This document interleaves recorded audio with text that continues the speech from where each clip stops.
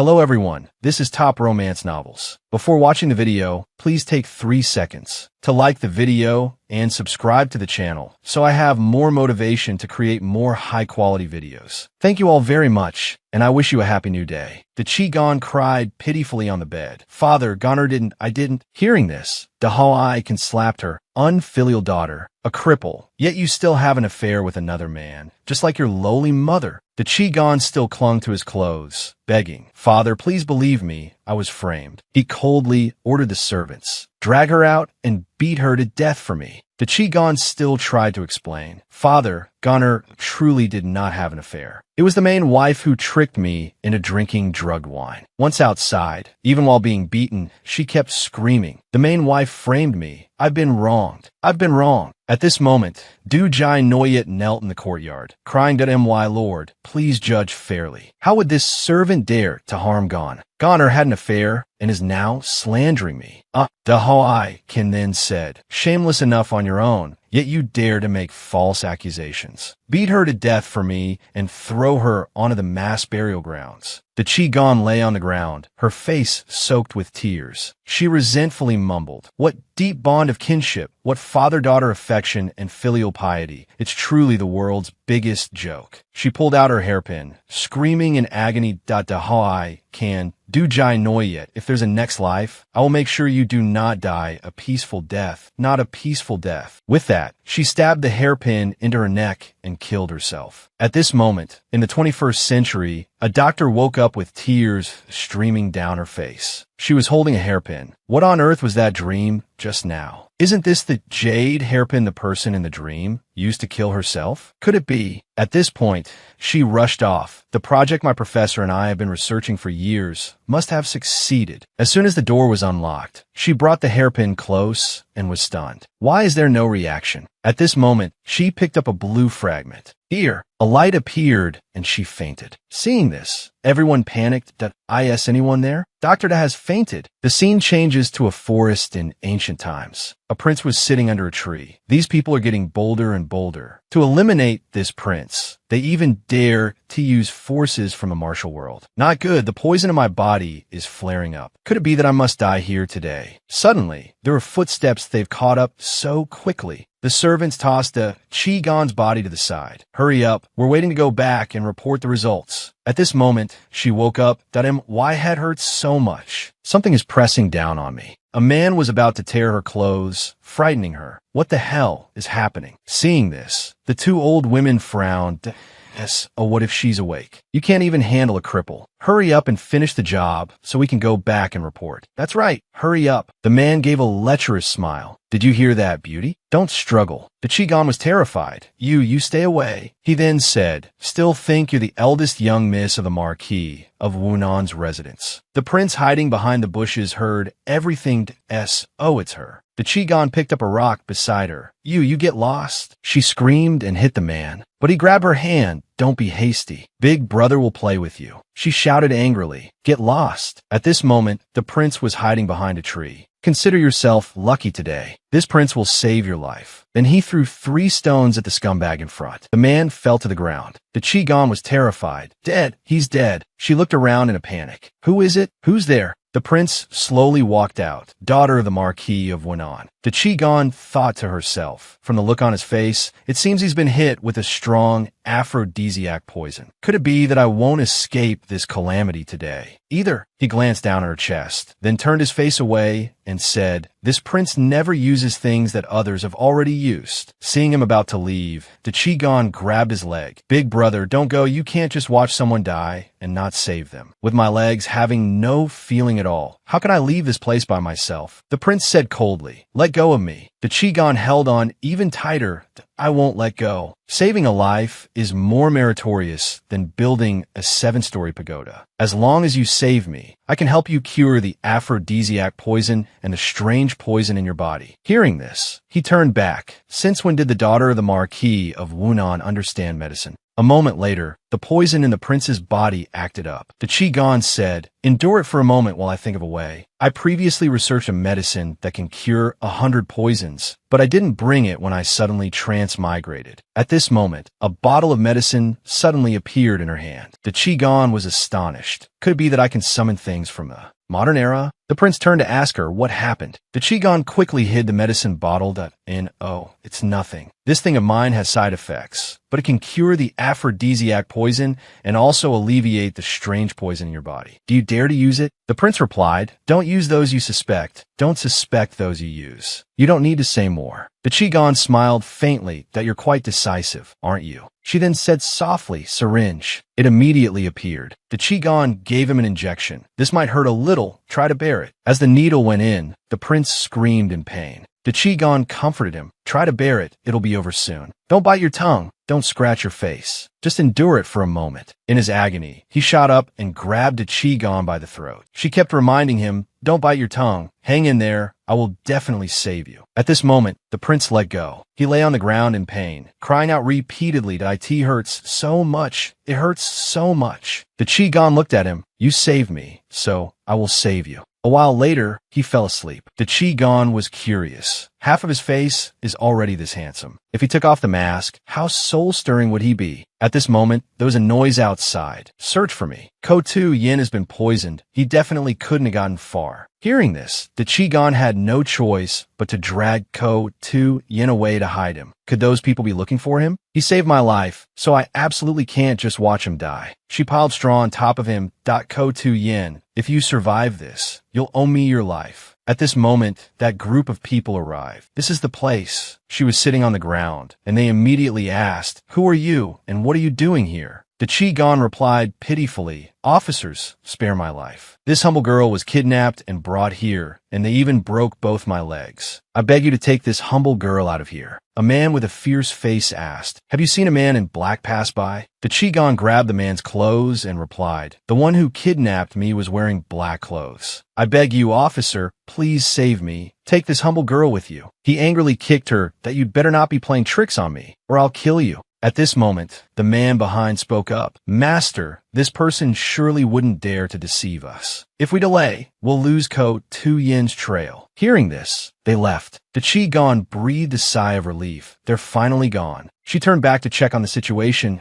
Is he okay?" Ko-Tu Yin suddenly appeared. She was startled and about to scream, but he quickly covered her mouth. The Qigong grabbed Ko-Tu Yin's hand and asked, "You're okay?" He replied to her, "I'm fine now." Ko-Tu Yin looked at her and thought to himself, "All the famous doctors in the entire Great Liang said the strange poison in my body was incurable, yet a bottle of medicine from this girl has resolved almost all of it." At this moment, she suddenly pinched his cheek. Ko-Tu Yin frowned. "What are you doing?" The Qigong said nonchalantly, "Let me see if there are any symptoms. You're truly a freak." The elimination reaction took less than half an hour. That's too terrifying. Then she continuously pinched his cheeks and poked his eyes, and even told him to stick out his tongue for inspection. Seeing this, the Qigong asked, "Can I ask you for a favor? Let me take a tube of your blood." Hearing this, Ko-Tu Yin angrily drew his sword. "Insolence." The Qigong said, trembling, I was just kidding. Is this how you treat your life-saving benefactor?" "I was too careless just now. I forgot this is ancient times. In this crippled state of mind, I can't survive in ancient times, and to return to the modern era, I must first find that jade hairpin." She then said, "Your poison isn't completely cured. The antidote is still in the residence. Wait until you take me back, and I'll get it for you. Things have come to this. I can only go back to the Marquis of Wunan's residence and figure things out from there." As they passed through the market, people started whispering, "Isn't that the 8th prince? And he's carrying a woman. I heard the 8th prince is ugly, but is favored by his majesty. Looks like someone's life is about to change." Hearing this, the Qigong's face flushed red. The 8th prince, he's actually the 8th prince. They quickly arrived at the Marquis of Wunan's residence. The Qigong thought to herself, "This Ko-Tu Yin really doesn't care about anything. He was just being hunted down last night, and now he's parading me through the streets." At this moment, Da Hoi can open the gate and immediately scolded, "You unfilial thing." When he saw Ko-Tu Yin, he was terrified. "Eighth prince." The Qigong then said, "Father, long time no see. De Hoai Kan's expression was grim. The eighth prince was not someone to be trifled with. Ko Tu Yin's birth mother was a princess of Western Liang, who suffered at the hands of the emperor's most favored concubine. Although he was said to be born with an ugly appearance and had to wear a mask, he was the prince most favored by the emperor. When he was young, he was playing with another prince, but the emperor did not punish him and only advised, next time, don't run around recklessly. What if you get hurt? While the others had to be punished. A palace maid begged pitifully, Your Majesty, spare my life. Ko Tu Yin could directly point his sword at the faces of other princes. That other prince said angrily, Ko Tu Yin, you have some nerve, daring to barge into my inner palace. I am your imperial elder brother. Ko Tu Yin just looked at him coldly, then directly struck and cut off his arm. Dare to lay a hand on my people, and even if you had 9 lives, you wouldn't escape death. The other man screamed in both pain and anger. Ko Tu Yin? In the great Liang dynasty, no one was more favored than Ko Tu Yin. Provoking him was no different from seeking death. At this moment, Ko Tu Yin spoke up. Marquis, are you not going to invite this prince in? This prince's arms are getting a bit numb from escorting your esteemed daughter. De Hoai can clasped his hands and bowed his head. This subordinate wouldn't dare. Please, your highness. Once inside, Ko Tu Yin directly placed a Qi-gon on the highest seat. Yi Jian thought to herself, Gu Zian, what are you doing? This is the seat of honor. Gu Zian said calmly, whoever this prince allows to sit here, sits here. Yi Huaizhen immediately said, I wonder why my humble daughter is with your highness? Gu Zian replied to him, this prince was out hunting and saw your daughter being troubled by 2 ruffians. I found it displeasing and decided to help. Yi Jian glanced at him. This guy is truly a natural-born prince. Just a few words have scared Yi Huaizhen to this extent. Yi Huaizhen replied, trembling, it's because my humble daughter is too playful. I wanted to send her to the country estate to cultivate her character. Who would have thought? Hearing this, Yi Jian's memories were triggered. Yi Huaizhen, Du Jiayue, if there's a next life, I will make sure you die a horrible death. Gu Zian said coldly, the daughter of Princess Shu Li has lived a miserable enough life in the Marquis's residence. Has the Marquis perhaps forgotten? His Majesty ordered you to treat the princess's daughter well. By doing this, are you not defying an imperial edict? Yi Huaizhen hurriedly knelt down. Your Highness, please see clearly. How would this subordinate dare? Gu Zian threw the teacup in his hand towards the old man. This prince thinks you do dare. Yi Huaizhen trembled. Your Highness. Yi Jian then spoke up. The matter has not been investigated clearly, yet father has already blamed me. It is truly disappointing. The old man looked up and said, you dare say that I, your father, have wrongly accused you? What's wrong with this damn girl today? To be this audacious. Yi Jian rested her chin on her hand and replied coldly, whether it's a false accusation or not, we'll know once we summon Du Jiayue to ask. Hearing this, Yi Huaizhen stood up and pointed straight at her face. Audacious. How dare you call the mistress of the house by her given name? Yi Jian trembled with anger. That person is not worthy of being the mistress. My mother is the true mistress of the Marquis of Wunan's residence. Gu Zian looked at her. This girl has quite a temper. At this moment, Yi Jian calmed down and said, I misspoke just now, but I was truly wronged. I still hope father will investigate clearly. She worried inwardly. I must control the original owner's lingering consciousness. Otherwise, disaster will come from my own mouth. Gu Zian smiled at her, then stood up and said, if this is a family matter of the Marquis of Wunan, it is not convenient for this prince to interfere. Yi Huaizhen immediately said, I respectfully see your highness off. Thank you for troubling yourself to bring my humble daughter back. Gu Zian turned back and smiled. This prince will visit your residence again in 3 days. I hope to see an unharmed eldest Mississippi otherwise. The Marquis knows the consequences. Yi Huaizhen broke out in a cold sweat from fear. Yes, this subordinate welcomes your highness at any time. Hearing this, Yi Jian was a little moved. Gu Zian is actually protecting me. At this moment, Du Jiayue ran over anxiously. Marquis, what happened? Why did the 8th prince come to our residence? Did she cause some trouble? Yi Huaizhen then shouted, unfilial daughter, get your ass over here now. Yi Jian said innocently, father, don't you know that I am disabled? If I roll down and fall ill, let's see how you explain yourself to the prince in 3 days. Du Jiayue rushed forward to grab her hand. All you do is mention the prince. You have no shame. Yi Jian pulled her hand back. This matter concerns the 8th prince's reputation. Mistress, do not speak recklessly. Do you wish to put our marquis's residence in a difficult position? She screamed, you little bitch. Yi Huaizhen pulled her back. That's enough. Take the eldest miss away and take good care of her. If anything happens, I will hold you responsible. Hearing this, Du Jue was stunned. Marquis. He angrily kicked over a nearby chair. Do you want me to say it a second time? All of you get out. Get out. After being taken back to her room, Du Jue said, don't think you can turn things around just because you've latched onto the 8th prince. For me to crush you to death is as easy as squashing an ant. Yi Jian calmly replied to her, like drugging me, then fabricating that I eloped with someone and was humiliated to death. Hearing this, she turned away in confusion. I don't know what you're talking about. Yi Jian gently touched the mattress. The room was small and dilapidated. Then she turned to look at Du Jiayue, who furiously raised her hand to strike. Is this your attitude when speaking to an elder? Yi Jian caught her hand. Elder, are you even worthy? Du Jiayue shouted angrily. Yi Jian, don't you forget that I am the mistress now. What did this little bitch eat today to suddenly become so sharp-witted? Yi Jian yawned. Mistress, I must rest now. If I don't rest well, how can I meet the 8th prince? Du Jiayue clicked her tongue and turned away. You just wait. She went out, slamming the door. Only then did Yi Jian bend down to look at her legs. She squeezed them a few times. I'm afraid the blood vessels and muscles have become necrotic. However, as long as the legs are still here, it's not a problem. Cell regeneration. At this moment, medicine and a syringe appeared. Although I don't know why, being able to summon things from the year 2160 is a good thing. She then said, antidote. The medicine immediately appeared.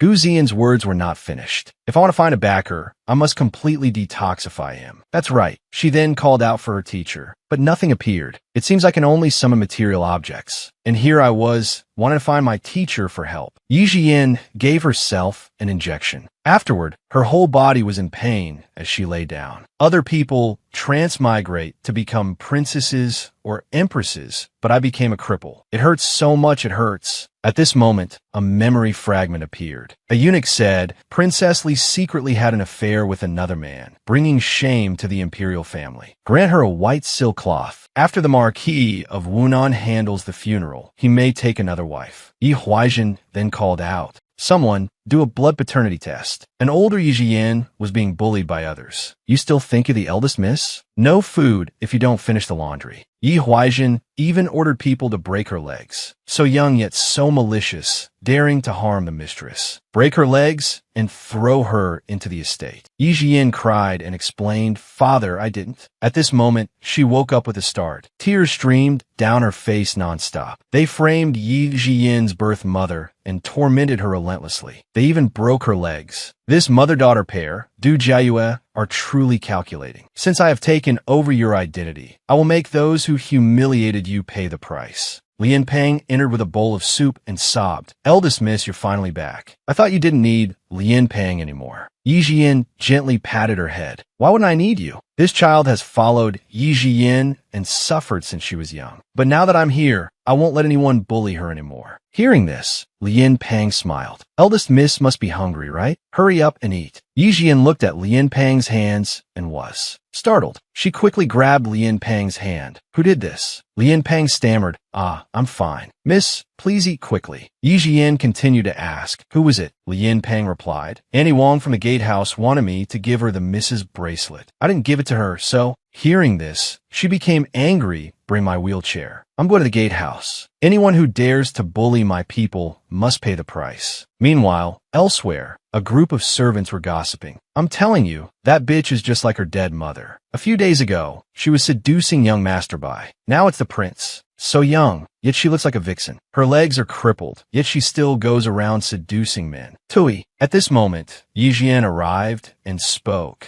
This marquis's residence really knows how to manage its servants. The servants were startled when they heard her voice. Lian Peng pushed the wheelchair in. Servants daring to secretly spread rumors behind their master's back. Such audacity. Auntie Wong spoke with contempt. Isn't the eldest miss supposed to be lying in bed? What are you doing here at my place? Yi Jian held out her hand hand in front of the woman, the bracelet. Annie Wong said, "What bracelet? Is the eldest miss a master actually demanding jewelry from a servant like me?" Yi Jian called to Lian Pang, "Bring me the whip." Hearing this, the woman stood up in fear. "You, what do you want to do?" "This." Yi Jian directly whipped her across the face. Annie Wong clutched her face in pain. "You little beast. I am your mistress's maternal aunt. How dare you hit me?" Yi Jian shouted, "As the master, I can't even discipline a servant like you." At this, the woman tried to crawl away. Yi Jian ordered, "Seize her for me. If you let her escape, I'll beat all of you too." Hearing this, the other servants gave chase. "Don't run." Annie Wong was caught and forced to kneel at Yi Jian's feet. "Eldest miss, I am the mistress's maternal aunt. We can be considered relatives. Let's talk things over slowly." Yi Jian pressed, "I'll ask you one last time. Where's the bracelet?" Annie Wong replied, "It's with my daughter. She serves the mistress. If the miss causes trouble, I'm afraid it will affect the mistress." Hearing this, Lian Pang advised her, "Miss, why don't we just let it go?" Hearing this, Annie Wong smiled. "Wait until tonight. I will definitely bring the bracelet back." Yi Jian gave a cold command. "Take this offending slave who dared to disrespect her master to the mistress's place." Over at the Du courtyard, Du Jiue was tidying her appearance when there was a commotion outside. She immediately asked, "Why is it so noisy outside?" The servant girl helped her up. "This servant will take you out to sea, madam." Annie Wong was kneeling there, crying pitifully, "Madam, save me. Madam, save me." The servant girl ran over anxiously. "Mother, why were you beaten like this?" Du Jiue screamed, "Which life-weary bitch dared to hit my relative? Who did it?" Yi Jian approached. "Mother, your temper is quite fiery, isn't it? That's not good for your health." Du Jiue angrily raised her hand to hit her. "Yi Jian, you are so audacious. How dare you hit my person?" Yi Jian used the whip to block her hand. If she is mother's person, then it's easy to resolve. Yi Jian pushed her wheelchair closer to Annie Wong's daughter. She lifted the girl's chin. "You are the daughter of this offending slave. You look quite clever. Mother, let her be my maid." Du Jiue said, "I think you've gone mad, daring to come to my place to snatch people." Yi Jian glared at her. "It's fine if you don't hand her over. Then just leave her mother's life behind." Hearing this, the three of them were stunned. "What?" Yi Jian grabbed the servant girl's arm, which was wearing the bracelet. Stealing a master's property, according to the family rules, is punishable by death. She pulled her hand back. This jade bracelet was clearly stolen from Lian Bang. It's not hers at all. Yi Jian pressed closer, grabbing her by the collar and asking, "Who gave you the nerve to steal my sister's bracelet?" Hearing this, Lian Bang was moved to the verge of tears. Mississippi. The girl called out in fear, "Mom, Adam." Du Jiue gritted her teeth in anger. "These two fools only know how to cause trouble." Yi Jian slapped the maid across the face. "Mother, have you thought it through? Will you hand her over, or will she pay with her life?" Du Jiue smiled and said, "And what if I agree to neither?" Yi Jian turned her wheelchair to leave. Lian Bang, "Let's go to the 8th Prince's manor." Hearing this, the woman called out in fear, "Stop! Isn't it just a servant girl? As the matriarch, I have yet to be questioned like this." Yi Jian smiled faintly. "Then I thank you, mother. She probably still has things to pack. Lian Bang, and I will head back first." The servant girl ran over and hugged Du Jiue's leg. "Madam, I'm your personal maid. How can I go serve that cripple?" The woman angrily kicked her away. "You two fools only know how to stir up trouble. Get lost." At this moment, Du Inrong walked over. "What's going on?" "Sister, why are you so angry? What trouble did Wang Yi and Jinghao cause?" Du Jiue slapped Jinghao again. "Isn't it all because of that lowly spawn, Yi Jian?" Du Inrong went to support Du Jiue. "Sister, let's go inside and talk." Inside, Du Jiue recounted the events. Du Inrong then said, "So that's what happened. Jinghao, it's not that your sister doesn't want to help you, but it seems you must go to Jixiang residence." Hearing this, Du Jiue angrily knocked over a teacup. Du Inrong, what do you mean? Letting that little wretch take advantage today? If I let her go over there, what face would I have left? Du Inrong took her hand and said, "We are sisters. How could I harm you?" "Sister, isn't Jinghao one of the cleverest girls in your courtyard? If she enters Yi Jian's courtyard, won't things be much easier for us in the future?" Hearing this, Du Jiue smiled and praised, "You're still the clever one, sister." She said to Jinghao, "For now, you'll go to Jixiang residence. After this is over, I will find a good man to marry you off to." Jinghao bowed her head. This servant understands. Over at Yi Jian's residence, Jixiang residence, Jing Hao came forward and curtsied. Jing Hao pays her respects to the eldest Mississippi. She then said, "Eldest Miss, I was the madam's personal attendant. I have never done any heavy labor since I was young, so I hope the miss will be mindful of that." Eldest Mississippi, Yi Jian just asked coldly, "Where's the jade bracelet?" Jing Hao said nonchalantly, "Unfortunately, it broke just now while I was packing." Hearing this, Lian Bang spoke up. That was a coming-of-age gift from the former Mississippi. She was once a commandery princess. Jing Hao retorted, "Lian Bang, in this marquise manner, you are not to mention that wretch. That is the old master's rule. Do you dare to violate it?" Yi Jian threw a book at her face. "Is this how the madam teaches her servants? Get out and kneel for me. You can stand up when you found a way to fix the jade bracelet." Jing Hao knelt down, trembling. "Eldest miss, please quell your anger. This servant knows her mistake. Once this servant has fixed the bracelet, I will immediately return it to Sister Lian Bang." Yi Jian came before her. "That if you don't want me punished by kneeling, that's fine too. I'll just ask you, have you ever seen this?" Jing Hao's face darkened. "This servant has never seen it. Perhaps it was stolen by some lowly maid. But I have some influence among the maids. This servant will keep an eye out for the Mississippi." Yi Jian looked at her. "Fine. In that case, for now, go and scrub my chamber pot clean." Jing Hao trembled with rage. She never treats servants as human. "One day, I will become a master and trample all who look down on me under my feet." Back in the room, Yi Jian said to Lian Bang, "Lian Bang, tonight pretend to be asleep and see if Jing Hao does anything. If you discover anything, report to me immediately." Lian Bang replied, "Yes, Mississippi. I will pay attention." Yi Jian continued, "Then you may go out first. I will call you if I need anything." After Lian Bang went out, Yi Jian tried to stand up. Although it was better than before, she still couldn't walk normally. "If I can find the jade needle, maybe I can find a way to go back,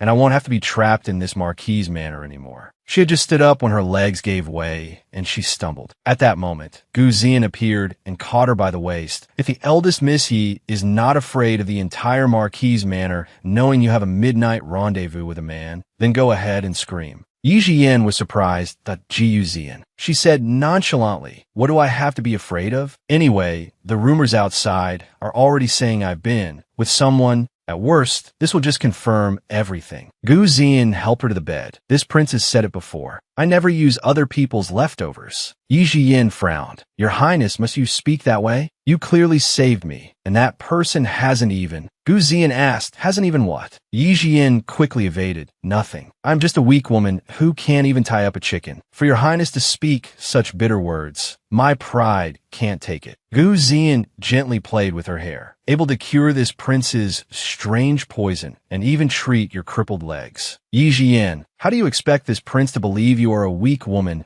who can't even tie up a chicken?" Yi Jian quickly denied it. "I only know a little medicine, but I am still a cripple, not even as capable as a normal person." Gu Zian lifted her chin again. "Who is your master?" "In the Great Liang, the only person with such medical skills that this prince knows of is Su Jian." Yi Jian thought to herself, "I don't even know who this Su Jian is, but I'll use his name for now. It's not like he knows me anyway." She slapped Gu Zian's hand away. "I have some acquaintance with the divine Dr. Su. It's just not convenient to disclose it to your Highness." After hearing this, Gu Zian smiled faintly. "So that's how it is. The little girl is a habitual liar." At this point, she took out the medicine for him. "Although our appointment is for tomorrow, since you're already here, take the antidote and go." Yi Jian handed it to Gu Zian. "Here." She thought to herself, Gu Zian's constitution is unique. Before he leaves, I must find a way to draw a vial of his blood for research. Seeing this, Gu Zian turned away. This prince did not come for the medicine. Yi Jian then asked, "Then what did you come for?" She panicked. "Could it be that you're being pursued again?" Gu Zian stood up and continued, "This prince pays no mind to those wastes of space. However, I was passing by the Marquise Manor and decided to drop in to see if they have disobeyed this prince's will. However, it seems you are living quite comfortably." Yi Jian laughed. "Thanks to your Highness's blessing." At this moment, Gu Zian saw a cup of water on the table and picked it up. However, when this prince arrived, I saw that maid sneaking out. Yi Jian said urgently, "That's my cup." Gu Zian put the cup down on the table, "That if you need this prince's help, I can help you." Yi Jian shook her head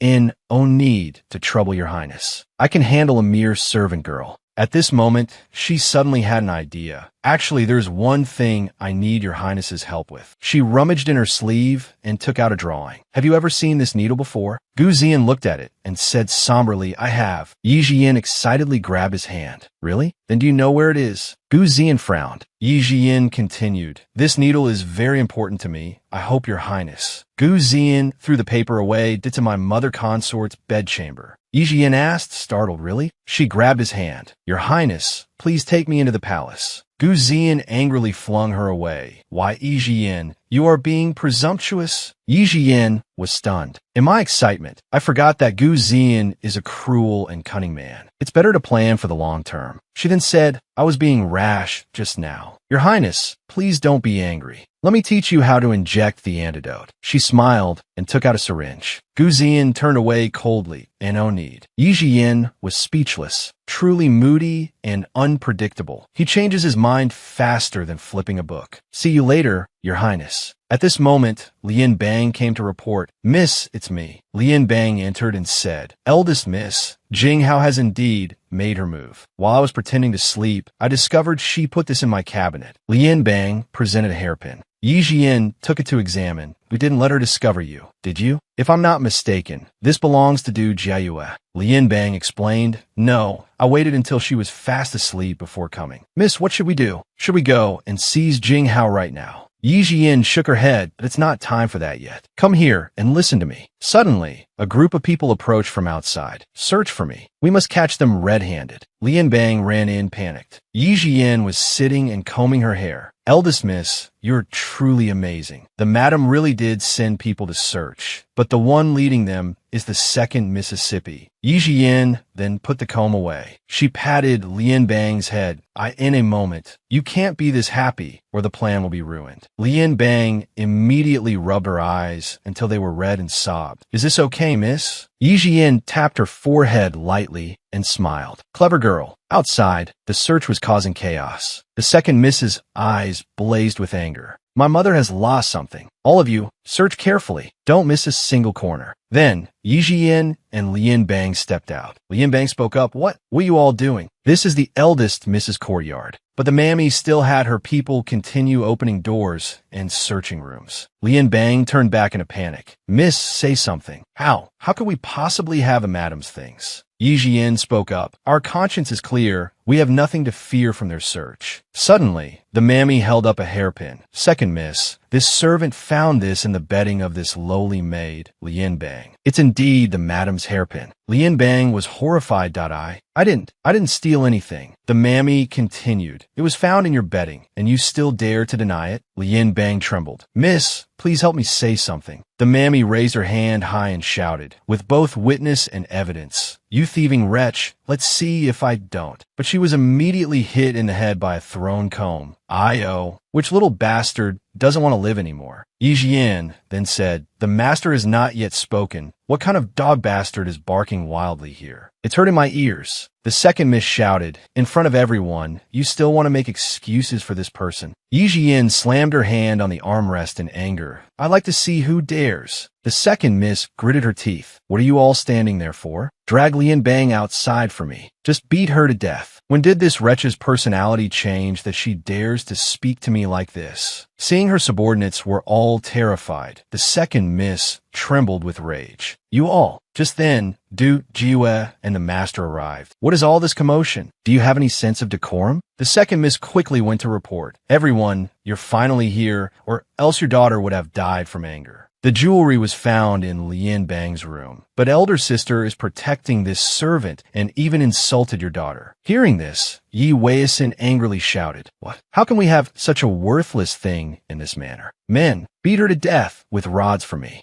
Yi Jian stopped him. Father, besides ordering people to be killed, what else do you know? Lian Bang was stunned. Mississippi, seizing the opportunity, Du Jiayue added provocatively, How can you speak to your father like that? Yi Jian then said, Mother, don't be so quick to label me as unfilial. Father, without distinguishing right from wrong, wanted to kill my maid. Am I not allowed to defend her? Yi Weisin held the hairpin in his hand, enraged. Not distinguishing right from wrong? The item is right here. How else do you want to explain it? Yi Jian questioned. Then father, take a closer look. Is that really mother's hairpin? Du Jiayue sneered and said, of course it is. Yi Jian, with both a witness and physical evidence, whatever you say today is useless. Yi Jian sneered, if that's the case. She pointed to a maid. You, go bring a basin of water here. Su Jinghao immediately ran off. Yes, yes, Du Jiayue said loudly. Yi Jian, with your father and I here today, don't even think about scheming anything. Yi Jian called out, Mother, it's not yet certain who is scheming. Yi Weisin frowned. What on earth are you trying to do? Su Jinghao then brought the basin of water. Yi Jian continued, Father, try putting that hairpin into the water. Du Jiayue looked flustered. Master, don't listen to her. It's better to just deal with the thief. But Yi Weisin still put it in and saw the hairpin dissolve in the water in the basin. He was stunned. What on earth is going on? Du Jiayue was also panicked. Lian Bang immediately knelt and said, Master, the eldest Miss's birthday is approaching, but she doesn't have a single decent item. This servant couldn't bear to see the eldest Miss suffer, so I used clay to mold a hairpin in the style of the madams. Yi Jian, sitting by her side, looked moved. Lian Bang said with tears in her eyes, Master, please seek justice for Lian Bang. This servant absolutely did not steal anything. Yi Jian, with tears welling up, held the weeping Lian Bang's hand. Good Lian Bang, I know you wouldn't do such a thing. It's because I am useless that you have been bullied to this extent. The second Miss panicked. She's lying. Father, even if Lian Bang says this thing is fake, how could elder sister have known it would dissolve in water? Hearing this, Yi Jian was startled. I knew its material was wrong with just one look. Could it be that none of you noticed? Yi Weisin looked awkward. All right, if it's a misunderstanding. The second Miss interrupted him again. But Mother's hairpin is still missing. Father, if I search again, I will definitely find it. She thought to herself. I had Su Jinghao hide the real hairpin. Now it's become a fake one, so the real one must still be here. Du Jiayue spoke up. That item was a gift from the master to me. If it's not found, it can also prove Yinner's innocence. Yi Weisin agreed. If you want to search, then search quickly. What kind of decorum is this, causing such a scene? Yi Jian said loudly. No searching. If you want to continue searching, you'll have to step over my dead body. The second Miss sneered. Elder sister, you're obstructing like this. Could it be that you have a guilty conscience? Yi Jian questioned. And what if you don't find it? The second Miss spoke arrogantly. I'll be at your mercy. Yi Jian was not afraid either. If you don't find it, you must kowtow and apologize to me in front of everyone. The second Miss also agreed. No problem. Then the subordinates went in to search again. She thought to herself, Su Jinghao hid that thing herself. Unless Yi Jian has the ability to make it disappear, it must still be there. Suddenly, Lu Yuqing appeared, holding an identical hairpin in her hand. Master, you've become muddle-headed. What is all this? Letting the second Miss cause such a ruckus will break Jian, that child's heart. Master, look what this is. Du Jiayue was stunned. Looking at that hairpin. The second Miss was also horrified. This thing was clearly in Jixiang residence. How did it end up in your hands? Hearing this, Yi Jian immediately questioned. Second younger sister, how are you so sure it must be in Jixiang residence? Could it be that this matter is related to you? The second Miss was furious and raised her hand. You. But Lu Yuqing immediately pulled her hand back. I was bringing lily porridge to the master's study. I happened to see on the table and rushed over here. It's a good thing nothing has happened yet. The second Miss immediately shook her hand off. Impossible. Father, Aunt Lu is definitely lying. Yi Weisin supported the aggrieved Lu Yuqing. Insolent. Is this how your mother usually teaches you? Du Jiayue was stunned. Master, I have been wronged. Lu Yuqing feigned a headache. It's all right. Hua Qing was just being overzealous. Master, don't be angry. Hua Qing frowned. Why is this bitch Lu Yuqing suddenly siding with Yi Jian? Lu Yuqing stepped forward and said, the eldest Miss has been wrong today. If the second Miss apologizes and admits her mistake, perhaps Yinner will not pursue the matter. Yi Jian sat with her chin in her hand, smiling. Aunt Lu is absolutely right. I am, after all, a Miss of the Marquis manor. I should have this much magnanimity. Hua Qing gritted her teeth in anger. I would never apologize to a cripple. Father, this is all Yi Jian's trick. She deliberately hid the hairpin in the study, then set up a scheme to frame your daughter. Yi Weisin angrily gave her a hard slap. Insolent. Do you take everyone here for a fool? Hua Qing fell to her knees, crying, Father. Yi Weisin then came to his senses. Oh no, I hit her too hard. If I damage this face, how will she marry a prince or a nobleman in the capital in the future? He looked at Yi Jian. It's all because of this jinx. The moment she returned to the manor, it's been nothing but chaos. I'll just give a perfunctory punishment. I don't believe she'll dare to cause trouble again. Hua Qing knelt on the ground. Yi Weisin ordered, You acted tyrannically and framed your own sister. You are sentenced to confinement in Jiao Luo courtyard, and you are not to leave without my order. Hua Qing begged him, Father, please don't lock your daughter up. I was only trying to be filial. Yi Jian said sorrowfully, In the beginning, I had both my legs broken. Younger sister is only being confined now, so you should be grateful for the mercy. However, since we are sisters, I will forgive you this time. As long as you apologize to Lian Bang, I will let today's matter go. Lian Bang was stunned. Hua Qing forced a smile. I think you've gone mad. Asking me to apologize to a maid. Yi Weisin turned around when suddenly a voice said, So what if she's a maid? Gu Zian appeared. Seeing this, Yi Jian thought to herself, I thought he wouldn't come today. This man is truly hard to figure out. Gu Zian walked up and patted Yi Weisin's shoulder. Maids are people too, and cannot be insulted at will. He stared intently at Yi Weisin. Isn't that right, Marquis? He stared back with wide, fearful eyes. Yi Weisin immediately bowed respectfully. Your Highness, why have you come? He glanced over at Yi Jian. Yi Weisin said with a forced smile, Your Highness is absolutely right. All people are born equal, with no distinction between noble and lowly. Gu Zian questioned, What does the Marquis mean by that? Could it be that you are as noble as I, the prince? Yi Weisin was startled. Your Highness is a white cloud in the high heavens. This humble official is but mud to be trampled on. How could I possibly compare myself to your Highness? He bowed his head repeatedly. I meant no offense. It was truly a misunderstanding. Yi Jian, sitting to one side, suppressed a laugh. This prince, if thrown into the modern era, would surely be hated by everyone. A notorious two-faced schemer. Gu Zian glanced over, saw her smiling, and thought to himself, Her legs are clearly healed, yet she's still in a wheelchair. What is this woman planning? Yi Jian asked with an innocent look, Why has your Highness come here? Gu Zian replied to her, If I, the prince, hadn't come, how would I have known to what extent the daughter of Princess Shuli is being oppressed in the Marquis' manner? Yi Weisin was flustered. Your Highness exaggerates. It's just sisters joking around. Isn't that right, Yenner? Jian spoke up. Father is right. However, the 8th prince has said that maids are people too, so an apology must still be given. Hua Qing, standing behind, tightly gripped Du Jiayue's clothes. Yi Weisin gritted his teeth in anger. Unfilial daughter, hurry up and apologize to Miss Lian Bang. He kicked her, making her tumble. Lian Bang was startled. Marquis, you are making things difficult for this servant. Yi Jian called out, Lian Bang, since His Highness has spoken, you can accept it with peace of mind. Hua Qing, with tears streaming down her face, gritted her teeth in anger. Miss Lian Bang, I'm sorry. Gu Zian then said, The second miss hasn't eaten, has she? The prince can't seem to hear anything. Yi Weisin shouted loudly. Didn't you hear what His Highness said? Apologize louder. Hua Qing then yelled, This miss apologizes to you. Did you hear that clearly? She swallowed her anger. I have lost all my face today. In the future, I will definitely make Yi Jian suffer a fate worse than death. Yi Jian stretched. I'm tired too. You all may leave. But Gu Zian interrupted. The eldest miss is kind, but I, the prince, have just witnessed the entire process. The second miss stops at nothing to harm her own sister like this.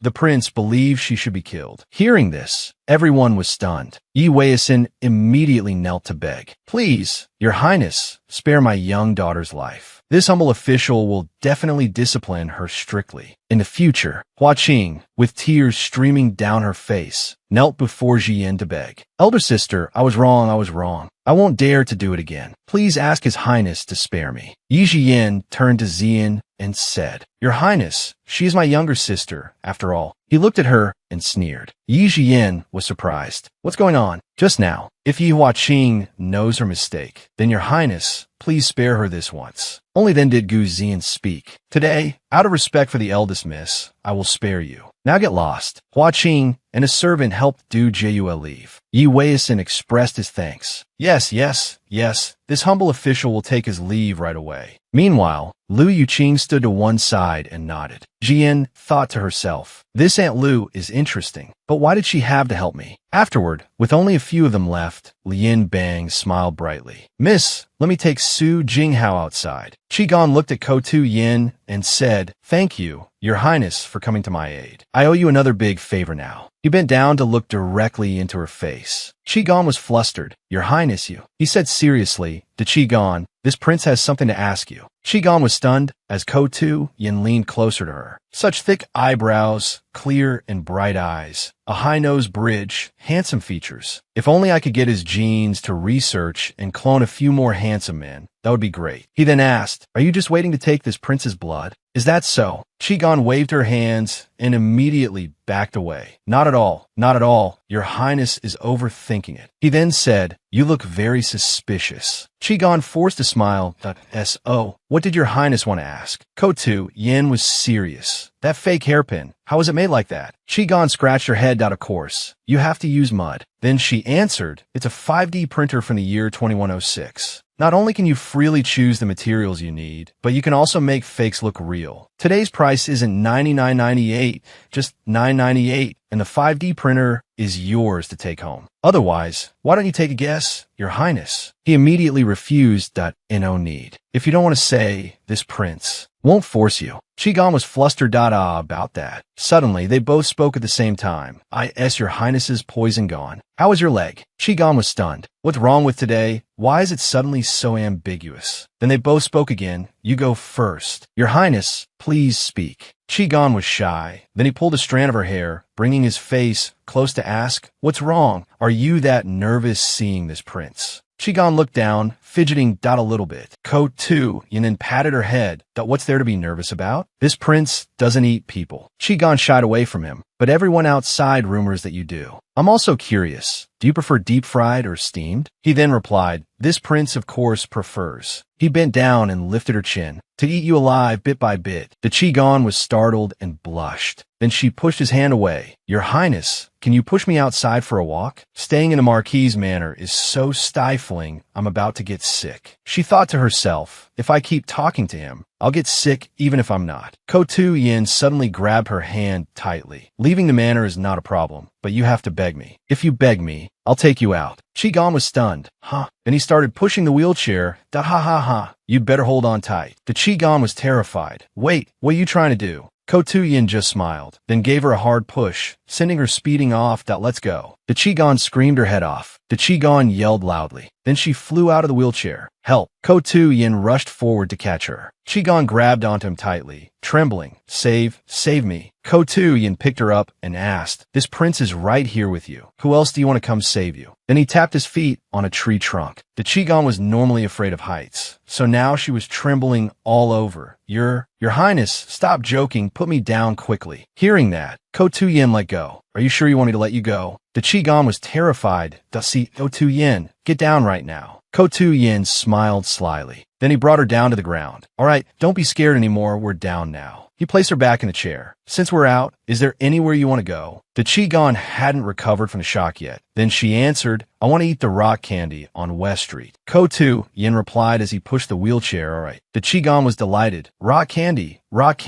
Behind them, the subordinates followed, whispering in surprise. Big brother, has the master been bewitched? His big brother said, gossiping about the master is punishable. Hearing that, he immediately fell silent, while the other thought to himself, if he's not bewitched, then his heart must be stirring with spring. In the city, there were sounds of vendors hawking candied hawthorns, big and sweet. Get your candied hawthorns here. Tu Yin was pushing Qigong's wheelchair. Qigong was delighted. It's so lively. Suddenly, she noticed someone acting suspiciously over there. This 8th prince's reputation is truly well-deserved. Everyone is this scared of him. Then they passed a candy stall. Raw candy here. Tu Yin asked her, you want to eat that? Gon pointed at a candy stick. Then Tu Yin walked over to the stall owner. This prince wants one raw candy. The owner knelt down, trembling. For your highness to like my raw candy is this commoner's blessing. How could this commoner dare to accept money? Then Tu Yin took a cat-shaped raw candy stick and gave it to Gon. Take it. Gon smiled happily. Thank you, your highness. On the side, a man and a woman looked at them and whispered.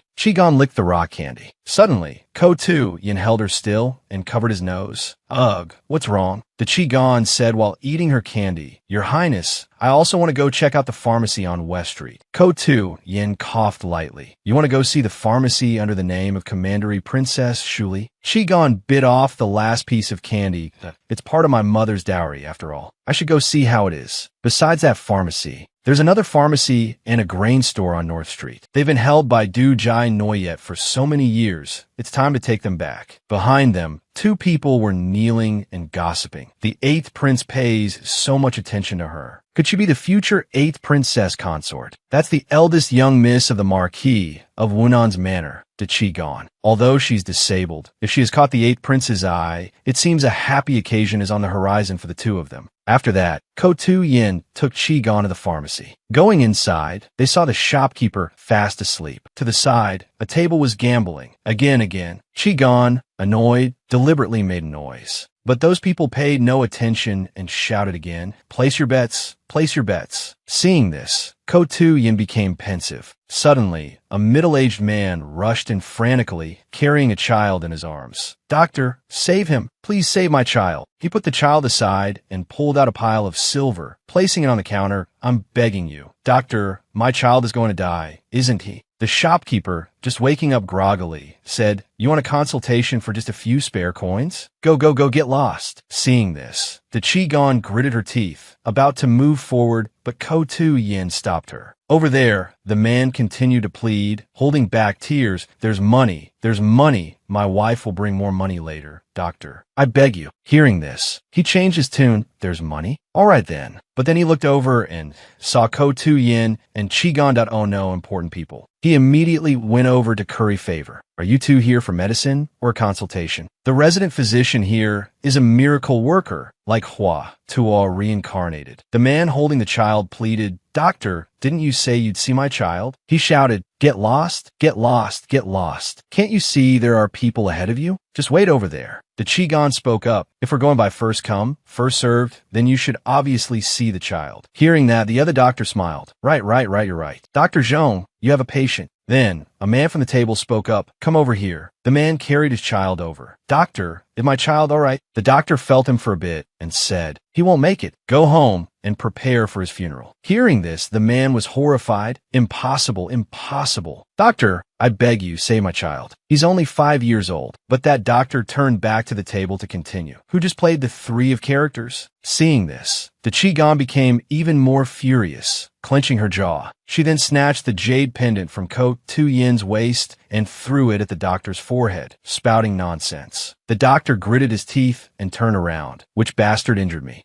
Gon spoke up. It was I, your granny. It's just a common cold that can be treated. A quack doctor like you dares to preside over this place. He angrily cursed. What did you, a brat who still smells of milk, just say? Gon repeated, I said you're a quack doctor. You can't even diagnose a simple common cold. He pointed at the child. That you're saying an illness this severe is just a common cold.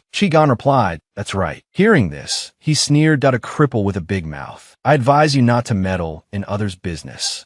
Gon spoke up that I only know that for a physician. To see death and not save a life is no different from murder. Hearing that, the doctor gritted his teeth. What did you say? Gon pointed straight at his face. That I'm saying you have the body of a man, but the head of a pig, unlearned and unskilled, with no medical ethics. You are not worthy of sitting in this position. The words body of a man, but the head of a pig, unlearned and unskilled, with no medical ethics, were like a boulder crushing him. He ordered someone, throw this person out for me. Then, a subordinate rolled up his sleeves and approached. I see you've eaten a tiger's guts and a leopard's heart to dare cause trouble at Pingenhall. Tu Yin turned and grabbed his wrist tightly, then threw him aside. Murder. Tu Yin questioned, you dare to be insolent in front of this prince? Do you know the consequences? Everyone was stunned, eh? 8th prince. Then they knelt. This commoner greets the eighth prince. The Qigong rested her chin on her hand and chuckled to herself. Ancient people have it so rough. They kneel whenever they're told. How can their knees stand it? Ko Tuyin said to her, do whatever you want. This prince has your back. Qigong smiled and replied, thank you, your highness. The doctor, kneeling on the ground, trembled. Qigong looked him straight in the face and asked, do you dare to make a bet with me? If I can cure that child, you will admit you are a quack doctor, leave Ping'an Hall, and swear to never practice medicine again for the rest of your life. He was flustered and scared at seeing Ko Tu-yin staring fixedly at him. He had no choice but to reluctantly, I'll bet with you. But the father of the sick child thought to himself, this woman is just a cripple. How can she cure an incurable disease? Right in front of everyone, no matter how tyrannical the eighth prince is, he can't possibly kill everyone for the sake of one woman. Can he? Qigong held out her hand. Don't be afraid. Let me check. She touched the child's forehead. Was he recently bitten by an insect and then developed a headache and nausea? The man immediately replied, yes, a few days ago he was bitten by a mosquito, and the next day he developed a high fever and started vomiting. Please, miss, save my child. He's only 5 years old. Qigong thought to herself, it seems to be acute meningitis. In backward conditions like this place, it can indeed be called an incurable disease. She then reassured him, this child is not seriously ill. It's just a case of cold qi entering the body. It can be cured with medicine. Bring me a bowl of water. That physician thought to himself, let's see what this cripple can do. Then the water arrived. Ji Yin then took out a small medicine vial from her sleeve. Gu Ziyan stood behind, watching intently. What is that? Ji Yin sprinkled some powder into the bowl of water. Have him drink this. He should wake up in about 2 hours. Then the man gave his daughter the medicine. Ji Yin handed over the vial and said, 1 spoonful of this at a time. Mix it with warm water and take it for a week. She will be completely cured in 7 days. A moment later, the little girl woke up. Everyone was stunned. She's awake? She actually woke up? The little girl groggily called out, Father. The little girl groggily called, Father, I'm so hungry. I want to eat Mother's roasted sweet potatoes. Her father was so happy he cried, All right. However much you want to eat, I'll have your mother make it for you. Quickly, come kneel and thank your benefactor. The father and daughter went to kneel before Ji Yin, but she stopped them. The child has just woken up. She can't do this. As for that physician, he was flustered. How could this be? Impossible. The crowd looked at each other and said, truly a divine healer, a medical immortal descended to earth. Gu Ziyan stood behind, arms crossed, smiling. This little lady doesn't disappoint me. Ji Yin replied shyly, you flatter me. Then she said to the physician, Senior, please. After that, as he left, the crowd threw vegetables and eggs all over him. This quack doctor, last time, he sold my mother tangerine peels, claiming it was ginseng. Right, last time I just had a stomachache, and he cheated me out of 20 taels of silver. Gu Ziyan walked closer to Ji Yin and questioned, what were you hiding just now? Ji Yin froze. Your Highness saw it. He said, this prince is not interested in your secrets. However, he leaned down, patted her shoulder, and whispered, your father should be arriving soon. Ji Yin was surprised. How do you know everything? Gu Ziyan stood up and said, didn't you come here to take back your mother's shop? This prince is in a good mood today, so I'll lend you a hand. Ji Yin smiled at him. As expected of my good friend, thank you, your highness. Looking at her, he thought to himself, friend? That sounds rather novel. Outside, Yi Huaizan and Du Jieyue arrived. He was furious. Who is so bold as to cause trouble at Ping'an Hall?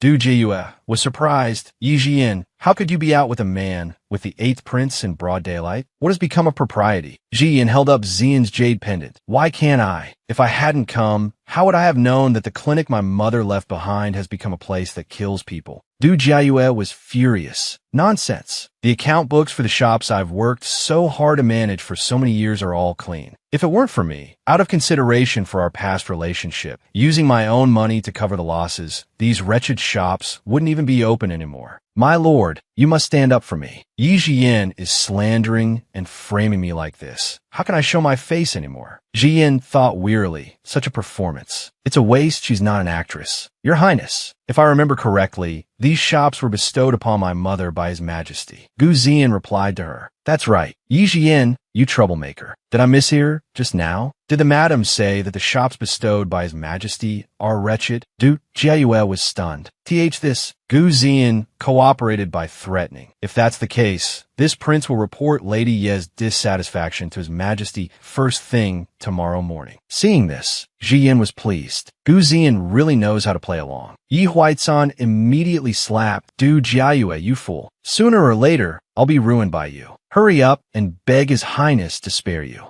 Your life. Du Jiayue kowtowed and begged, Your Highness, spare my life. This humble wife was just momentarily agitated. I didn't mean it. Please spare my life, Your Highness. She gritted her teeth and thought, it's all because of this bitch, Yi Jian, making me suffer humiliation in front of everyone. Gu Ziyan spoke up. This prince doesn't see any sincerity in Lady Ye's plea for forgiveness. Yi Huaizan then kicked her hard. Your Highness, my wife has been deceived. For years, she has been taking that physician's tonics, and her mind has become increasingly muddled. It's all the fault of that quack doctor. Please, Your Highness, overlook this. There's no need to trouble His Majesty over such a small matter. Gu Ziyan mused. So, Lady Yi has a problem with her mind? In that case, the Marquis should carefully reconsider the position of Madam of the House. Du Jiayue looked up stunned. This? Jiyan whispered, idiot. Yi Huaizan immediately pushed Du Jiayue's head down. Your Highness is absolutely right. This subordinate will reflect on this carefully. This subordinate will definitely find a new wife who isn't a good-for-nothing like this one, to avoid damaging our reputation. Then Gu Ziyan noted, in this prince's opinion, the eldest young miss is not bad at all. Jiyan was stunned, thinking he doesn't think it's improper for a woman to show her face in public. Ziyan looked at her with a tender gaze. Yi Huaizan was alarmed, but she is a maiden from a noble house. It's not proper for her to show her face in public, is it? Yi Jian spoke up, I am a physician. In a physician's eyes, there are only patients. What is improper about that? Yi Huaizan was angry. Nonsense. His Highness gives you 2 words of praise, and you've already forgotten your place. Go back and practice your needlework. Don't. Ziyan let out a cough. Seeing this, he tried his best to curry favor again. If Your Highness recommends it, then it's not impossible. It's just. Jiyan questioned, just what? Yi Huaizan said, you are, after all, an unmarried young lady. From now on, you must wear a veil at the clinic. Yi Jian replied, of course, I will listen to Father. Oh, right, Father, on North Street, there's also a pharmacy and a rice shop that belong to my mother. Yi Huaizan gritted his teeth and said, that's a matter of course. Your mother's things will naturally be managed by you. His heart ached, my silver, my concubines. Then he looked at the 2 of them acting intimately. Although the shops are gone, if the 8th prince takes a liking to Yi Jian, won't glory and wealth come to me again? He turned away and chuckled to himself. Jiyan then said, Father, your daughter is tired and wishes to return. I hope the madam will bring the account books for the 3 shops to my courtyard. Yi Huaizan immediately agreed. All right.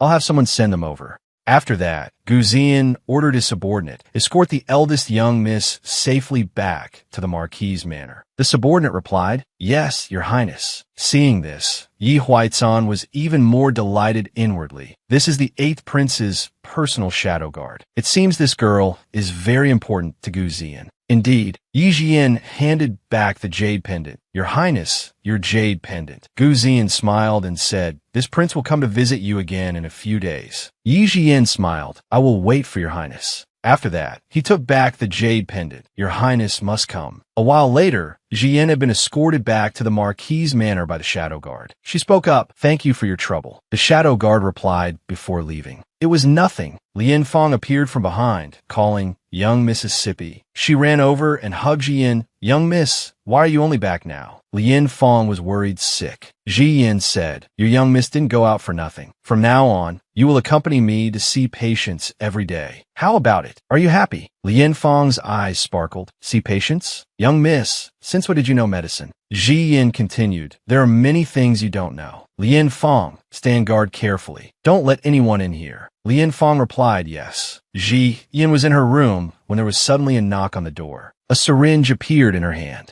She thought to herself, the original owner's health is too poor. Otherwise, with the 2 cell-activating shots from before, I should have been able to stand up long ago. Yi Jian injected herself. It seems I must start training from tomorrow. I can't remain a cripple forever. Saying that, she shakily stood up but slipped. Yi Jian fell to the floor. Lian Fong heard the noise and asked worriedly, "Young miss, what's wrong?" Yi Jian said, "Don't come in. There's nothing yet that can defeat me." She shakily stood up, her hand gripping the side of the table. Not before, and certainly not now. I can't stop. Thinking this, she took slow steps, one by one, that I can definitely do it. After walking a short distance, Yi Jian was overjoyed. I did it. This is great. Saying that, she collapsed onto the floor. At this time, over at Concubine Lu's residence, a maid came to report. "Concubine, I heard that the one in Jixiang courtyard has fainted." Concubine Lu was taken aback. "Fainted? Do you know why?" The maid said, "Lian Fong is very tight-lipped. I couldn't find out anything." Hearing this, she smiled and said, "If that's the case, let me go visit her and see." She waved to the children. "Let's go visit your big sister." Arriving at Jixiang courtyard, Yi Jian gradually regained consciousness. She opened her eyes, coughed lightly, and called for Lian Fong. Concubine Lu helped her up and asked with concern, "Are you hungry? I'll tell Lian Fong to get you something to eat." Yi Jian smiled and asked, "Concubine Lu, why have you come here?" The original owner of this body had no relationship with this concubine Lu. Why did she not only help me, but is also being this solicitous? Concubine Lu smiled and replied, "I heard you fainted and was worried, so I came to see." At this moment, Yilani said, "Big sister is a lazy worm, sleeping for so long." Yi Jian smiled and called to the little girl, "Come here to big sister." Last time, Concubine Lu helped me clear Lian Fong's name, and I haven't had the chance to thank you. Today, you've come to visit me again. I don't know if this Lu Yuqing is friend or foe. I'll just have to wait and see. Yi Jian then bowed. "Jian, thanks Concubine Lu for your help." Lu Yuqing waved her hand and said, "It's nothing. We are all pitiful people, so of course we must support each other." Yi Jian then asked, "Concubine, what do you mean by these words?" Lu Yuqing wiped a tear and replied, "You are a young girl who lost her mother at a young age, and even had both your legs broken. Then she had Yi Wui bring a gift box before Yi Jian. This is a small token of my regard, for you to nourish your health." Yi Jian opened it and was startled. "This is too valuable. I cannot accept it." Lu Yuqing said, "You are the legitimate daughter. What is there that you cannot accept? Besides, I am just a minor concubine trying to survive by pleasing the madam. If the eldest young miss doesn't accept, you must be looking down on my background." After hearing this, Yi Jian smiled. "Concubine has come today to form an alliance, haven't you?" Lu Yuqing did not deny it. From the hairpin incident, I could already see the eldest's intelligence. "Miss, it is indeed as expected. The eldest miss hates Du Jiayue for usurping the princess's position, and I am also unwilling to submit. The enemy of my enemy is my friend. I believe the eldest miss understands this principle." Yi Zhishuan then said, "I like to befriend intelligent people, and Concubine Lu is an intelligent person." Over at Du Jiue's place, she was dusting off her clothes while grumbling, "The minister's wife has no idea how to raise her son. That fool should be locked up, yet he's allowed to run around wildly, and he even dirted my new set of clothes." At this moment, a young woman came over and patted her on the shoulder. "Older sister, calm down. Who knew he was a fool? He's over 20 and still doesn't have a betrothal." Hearing the words, "still doesn't have a betrothal," Du put down her teacup. Jishuan is not young anymore either. It's time to find her a place to rely on. At this time, over at Jixiang residence, Lian Bang was massaging Yi Zhishuan's legs. "Eldest Mrs. Legs are getting better and better. This servant is so happy." Yi Zhishuan reassured her, "Silly girl, wait for my legs." Just then, Du Jiuyue arrived. "No wonder there's no one in the courtyard, so you're all in the room." Yi Zhishuan asked scornfully, "Mistress, why have you come here?" She tightly gripped the hand of the young woman beside her. "What do you mean by that, Zhishuan? I am your mother. After all, it's normal to care for one's daughter." Yi Zhishuan replied, "Mistress, don't forget that my birth mother is Princess Shuli. What you've said is greatly disrespectful." She was furious. At this moment, the young woman beside her spoke up. "Zhishuan, don't overthink it. Older sister is also just worried about you." Yi Zhishuan said coldly, "There's no need to pretend. If you have something to say it directly." Du Jiuyue came forward. "You're not young anymore. I've already found a good match for you. It's the young master of the minister's household. The minister's son is handsome handsome in appearance, pure of heart and body, a perfect match for you. Yi Xuan said sarcastically, a fool for a cripple. I truly thank the mistress for her kind intentions. It's just that, with the mistress making such arrangements, aren't you worried the 8th prince will be angry? Duke Jus said, what is the 8th prince's status? His official wife was decreed by His Majesty. You should stop your wishful thinking. Once Yi Zhishuan's marriage is set, can the 8th prince still force a marriage? Hearing this, Yi Zhishuan just calmly waved her hand. If the mistress has already decided, then I have nothing more to say. I agree. You can go now, can't you? Du Jiayue snorted coldly. So you do know your place. At this moment, Lian Bang said worriedly, Miss, why did you agree? The minister's son is a fool. Yi Zhishuan took Lian Bang's hand. Don't worry, I have my ways. Lian Bang pulled her hand back. If the 8th prince were here, he wouldn't let Miss suffer like this. Yi Zhishuan thought to herself, the 8th prince? It's been over half a month since he last came. Yi Zhishuan comforted her. All right, don't think about it anymore. Go to sleep now. We still have to go to Ping'an Hall tomorrow. Lian Bang was still worried, but Yi Zhishuan said, no more buts. Good night. After Lian Bang left, Yi Zhishuan thought resentfully, and he said he would come. Gu Ziyan, that liar. The next morning, a large crowd gathered in front of Ping'an Hall. What's going on? What is this? Really? I heard Ping'an Hall has a new shopkeeper. What are they planning to do? At this moment, a gong sounded. Yi Zhishuan appeared and spoke. Esteemed elders and fellow townspeople, I'm the current shopkeeper of Ping'an Hall, Yi Zhishuan. I know that Ping'an Hall has done many wrong things in the past, but from now on, with me in charge, I will not let such things happen again. With that, she picked up a torch. These are worthless, trash medicinal herbs. Today, I will burn them all before everyone's eyes. From now on, if you buy medicine at Ping'an Hall and it's fake, you will be compensated tenfold. Hearing this, everyone applauded in unison. Well said, well done. Yi Zhishuan continued. I, Yi Zhishuan, do as I say. Very quickly, Ping'an Hall was back in business. Lian Bang said while giving a massage, there have been so many people coming to see the doctor lately. Miss must take care of herself. Yi Zhishuan spoke, her head aching. Just how much money did Du Jiayue embezzle? To leave the account books of Ping'an Hall full of holes like this? Lian Bang asked worriedly. Then what should we do now? Are we supposed to fill all these gaps ourselves? Yi Zhishuan thought, her head throbbing. Don't even think it'll be that easy. Forget it. Go get some water so I could take a bath. Suddenly, there was a noise outside. Yi Zhishuan turned to look. Who's there? Gu Ziyan walked in, calling out, Yi Zhishuan. She turned in surprise and saw him holding a wine jug. Your Highness. She worried. You've been drinking? Let me call Lian Bang to make some sobering soup for your Highness. She quickly pushed her chair away, this dangerous expression. I'd better stay away. Gu Ziyan placed a hand on her shoulder, leaned in close, and said, Yi Zhishuan, why can't you be a little more obedient? Yi Zhishuan blushed. Your Highness. She turned back and said, Your Highness is drunk. Let me call someone to take you home. Gu Ziyan suddenly hugged her tightly. How could this prince be drunk? You woman, you are truly audacious. He pushed her down onto the floor, then held her waist tightly. Zhishuan. Yi Zhishuan was flustered. Your Highness, can you let me go first? Gu Ziyan then picked her up. Yi Zhishuan looked at his dejected expression sadly. So he still despises me after all this time. She then said, Does your Highness have some business visiting in the middle of the night? Gu Ziyan thought to himself, keeping such a distance. She doesn't like being touched by this prince. Then he leaned close to her and asked, Yi Zhishuan, who are you really? Yi Zhishuan asked back, What is your Highness saying? Gu Ziyan said coldly, You are not Yi Zhishuan, are you? Hearing this, she just smiled and pushed his hand away. Your Highness must be joking. If I'm not Yi Zhishuan, then who could I be? Hearing that, Gu Ziyan stood up and stepped back. Yi Zhishuan, feeling a pang of guilt, asked, 8th Prince, what do you really mean? Could it be that he's really discovered something? At this moment, Gu Ziyan came forward and wrapped his arm around her waist. The two looked at each other, blushing. Gu Ziyan, he directly kissed Yi Zhishuan. Yi Zhishuan said, flustered, Gu Ziyan, what are you trying to do? Let me go. He gently caressed her face. Be good, Zhishuan. Yi Zhishuan had just opened her mouth. You. Gu Ziyan leaned in for a kiss. Is this her taste? How can it be this fragrant and sweet? I actually can't stop. Yi Zhishuan thought to herself. This is clearly my first kiss, but I'm not angry with him at all. At this moment, Gu Ziyan pressed against her chest. Startled, Yi Zhishuan bit his lip. Gu Ziyan lightly wiped the blood from his mouth. Woman, are you part of the wolf family?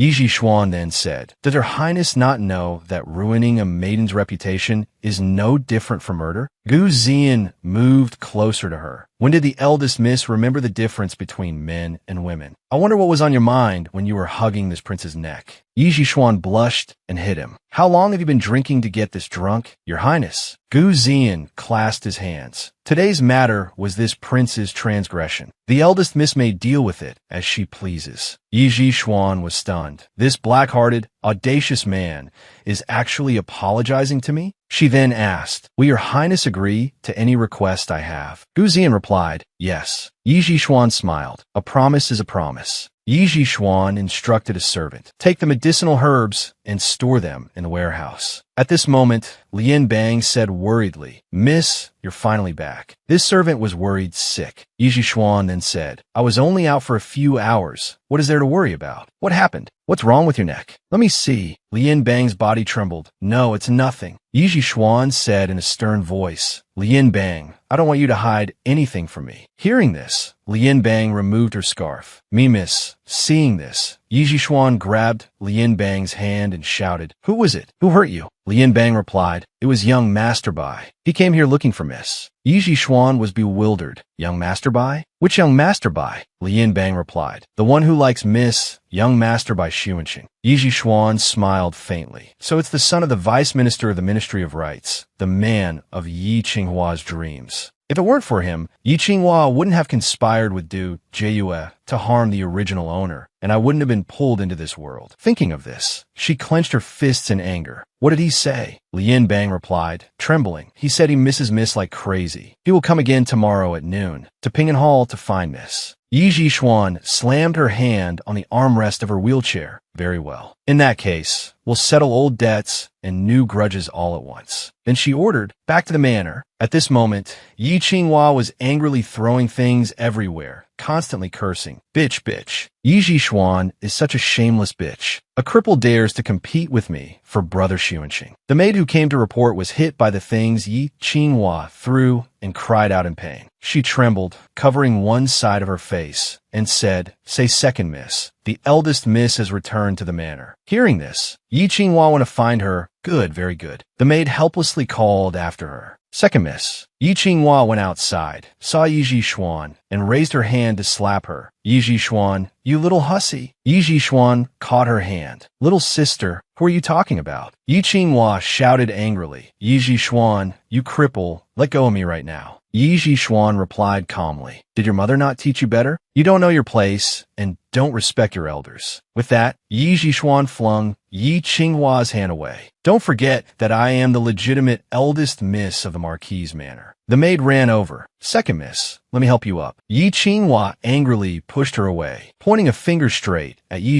Xuan's face. "You dare hit me?" Yi Xuan said calmly. "So many eyes are watching, little sister. Don't falsely accuse your older sister. At least say something believable." Yi Qinghua continued, "You bitch, a cripple who still goes around seducing others. Have no self-respect. Do you really think the 8th prince would value a bitch like you?" Hearing this, Lian Bang spoke up. "Second miss, it's going too far to insult your elder sister like this." Yi Qinghua held up a hairpin, wanting to stab down. "Who the hell are you? Are you worthy of lecturing me?" Yi Xuan, "As long as you're blind and crippled, I'd like to see who you can seduce then. This is the price for daring to oppose me." Yi Xuan gently stuck out her leg to trip Yi Qinghua. She immediately tumbled into the lake behind her. She screamed, "Help! Save me! Save me!" Yi Xuan asked with a smile, "What's wrong? Your young miss has fallen into the water. Why are you just standing there instead of saving her?" Hearing this, the maid was startled. "Did I see that wrong? The one who just tripped the second miss. How could it be a cripple like Yi Xuan?" Yi Qinghua screamed from below, "What are you standing there for? Hurry and save me." Hearing this, the maid finally ran down to save her. After getting up, she trembled and screamed, "Lian Pang, you bitch, how dare you trip me? Fu Ju, beat that wretched girl to death for me." Yi Xuan then said, "I'd like to see who dares to lay a hand on her." At this moment, Lu Yuqing appeared and asked, "What's going on here?" She approached Yi Qinghua and asked, "Why did you fall into the water all of a sudden?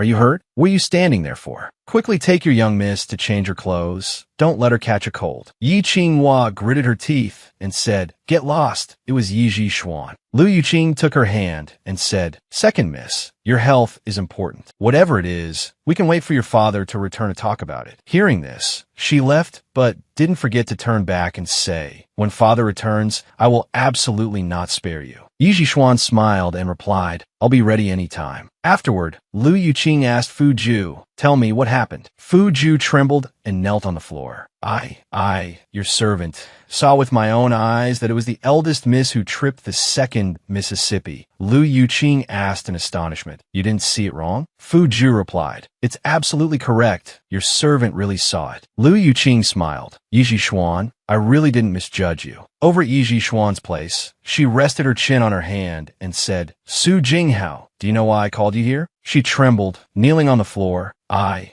your servant, do not know. Yi Zhishuan continued, I need you to do something for me. There's something I need you to deliver to young master by Xuanxing. She handed the letter to Su Jinghao. You must deliver this into young Master Bai's hands personally. Su Jinghao trembled. Your servant understands. Halfway there, she kept looking around. No one is following. At this moment, she opened the letter. Yi Zhishuan, how could you? The content of the letter read, Tonight at the hour of high, at the back door of the Chengxi sugar shop. I won't leave until we meet. Yi Zhishuan. Su Jinghao smiled smugly, meeting a man in the middle of the night. If the master and madam find out, they will surely not spare her. At this moment, she suddenly thought, wait, there's no way Yi Zhishuan didn't think I would open it to look. Why would she let me deliver it? And the Bai residence is right in front. She smiled faintly. I have a way. Su Jinghao then added more content to the letter. She slammed her hand on the table in anger. How dare you make me wash chamber pots? Yi Zhishuan, this is the trouble you've brought upon yourself. At that moment,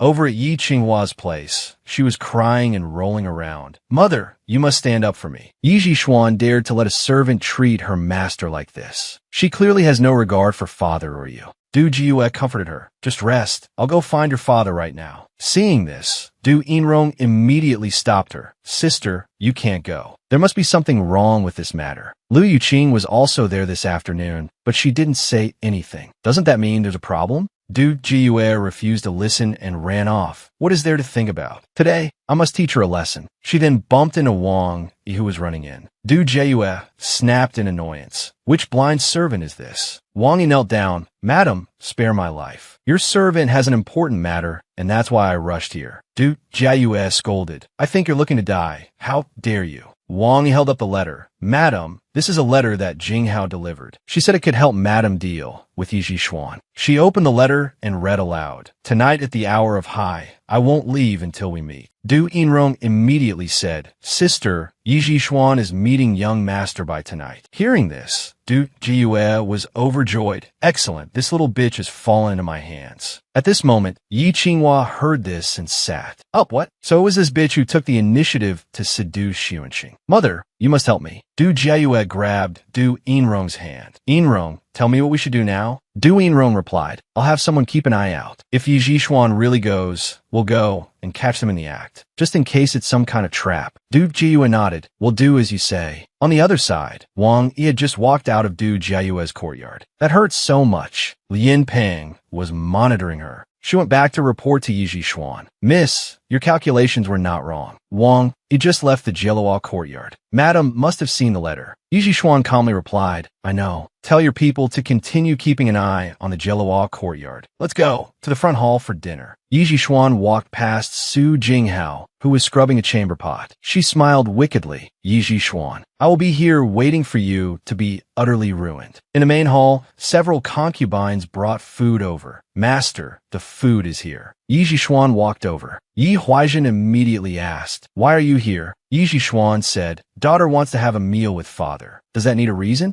Yi Huaizhen said faintly, Of course not. Sit next to me. He thought to himself, This girl has changed her ways. This way, I can make use of her. Seeing this, Yi Qinghua walked over, pulled her arm and shouted, That is my mother's seat. Yi Zhishuan, do you have any respect for your elders? Yi Huaizhen spoke up, We are one family. What's there to be so calculative about? All right, you all sit down and eat as well. Yi Zhishuan looked at Du Jiue provocatively and asked, Father, how's your health been lately? Du Jiayue angrily clenched her fists. Du Yinrong took her hand. Sister, don't forget about young Master Bai. At this moment, Yi Jixuan smiled and served some meat to Yi Huaizhen. Yinner seems to be in a good mood today. Yi Jixuan said cryptically, there is indeed a happy occasion, but it's not convenient to reveal it to father. Yi Qinghua spoke up. Could it be that older sister is feeling the stirrings of love and wants to marry someone? Yi Jixuan calmly refuted. Younger sister, don't speak nonsense. The great matter of marriage is decided by one's parents, and besides, isn't my marriage already arranged by the main wife? I am not the kind of woman who would secretly pledge her love to another man. Hearing this, Yi Huaizhen angrily slammed the table and asked, what marriage? Yi Jixuan said innocently, could it be that father doesn't know? The main wife said she would marry me to the minister's son. Hearing this, Duke Jiayue was terrified. Master, let me explain. Yi Huaizhen pointed and scolded her. Du Jiayue, you have a lot of nerve. Who gave you permission to make decisions on your own? Yi Jixuan is the pawn I'm using to get close to the 8th prince. This bitch has ruined my good plans. He threw the rice bowl at Du Jiayue. Do you even have any regard for me? Yi Qinghua saw this and worried. Mother. Yi Jixuan then comforted Yi Huaizhen. All right, father, don't be angry anymore. Daughter knows of a candy shop that has very delicious pastries. Let daughter go buy some for you. Yi Huaizhen continued to shout at Du Jiayue. If you dare to meddle with Yinner's marriage on your own again, I will divorce you immediately. Du Jiayue trembled and replied, I, your wife, know my mistake. She thought resentfully, Yi Jixuan, tonight will be the day you die. Over at the pastry shop, the waiter said to Lian Peng, Miss, the shop is about to close. As Yi Jixuan ate, she thought to herself, Bai Xuanqing should be arriving soon, right? Then she turned her wheelchair to leave. Let's go. Lian Peng walked along, frightened. Miss, I feel like something is not right. At this moment, an assassin appeared. Yi Jixuan glanced over. An assassin. She pushed Lian Peng aside. Yi Jixuan thought to herself, I didn't expect that to deal with me. Du Jiayue would resort to hiring assassins. Lian Peng was terrified and called out, Mississippi. At this moment, several more assassins appeared. Yi Jixuan was worried. In order to make Du Jiayue fall into the trap, I deliberately didn't bring any attendants. Now, I'm afraid I can't escape this calamity. I only hate that no matter how carefully I planned, I never expected the other party to be so ruthless. If only he were here now. At this moment, Gu Ziyan appeared and pulled Yi Jixuan into his arms. Who gave you the guts to lay a hand on this prince's person? Her eyes reddened as she stammered, Eighth prince. Gu Ziyan then told Yi Jixuan,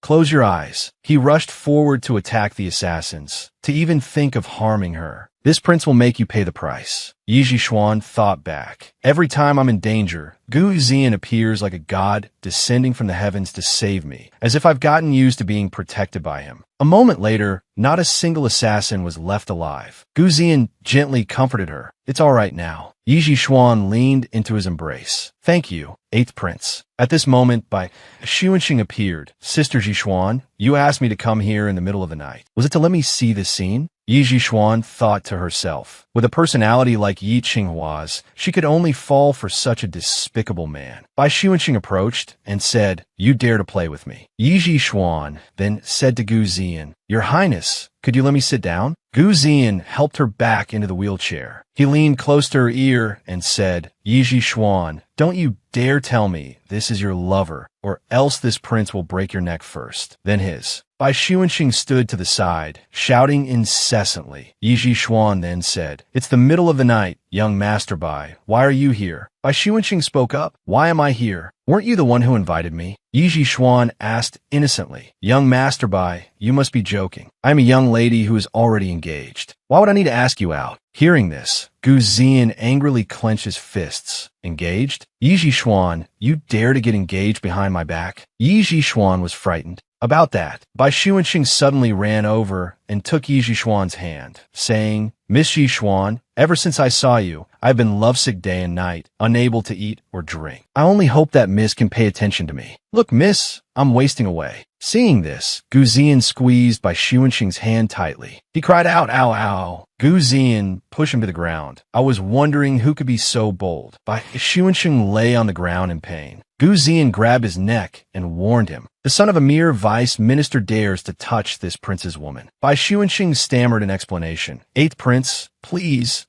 see clearly. I and Miss Yi are innocent. Yi Zhishuan immediately said, that's not what young Master Bai said just now. He even said he longed for me day and night. Hearing this, Gu Zian's face darkened as he turned around. Yi Zhishuan trembled. She had almost forgotten that this Gu Zian was a man who killed without batting an eye. At this moment, Gu Zian also let go of her.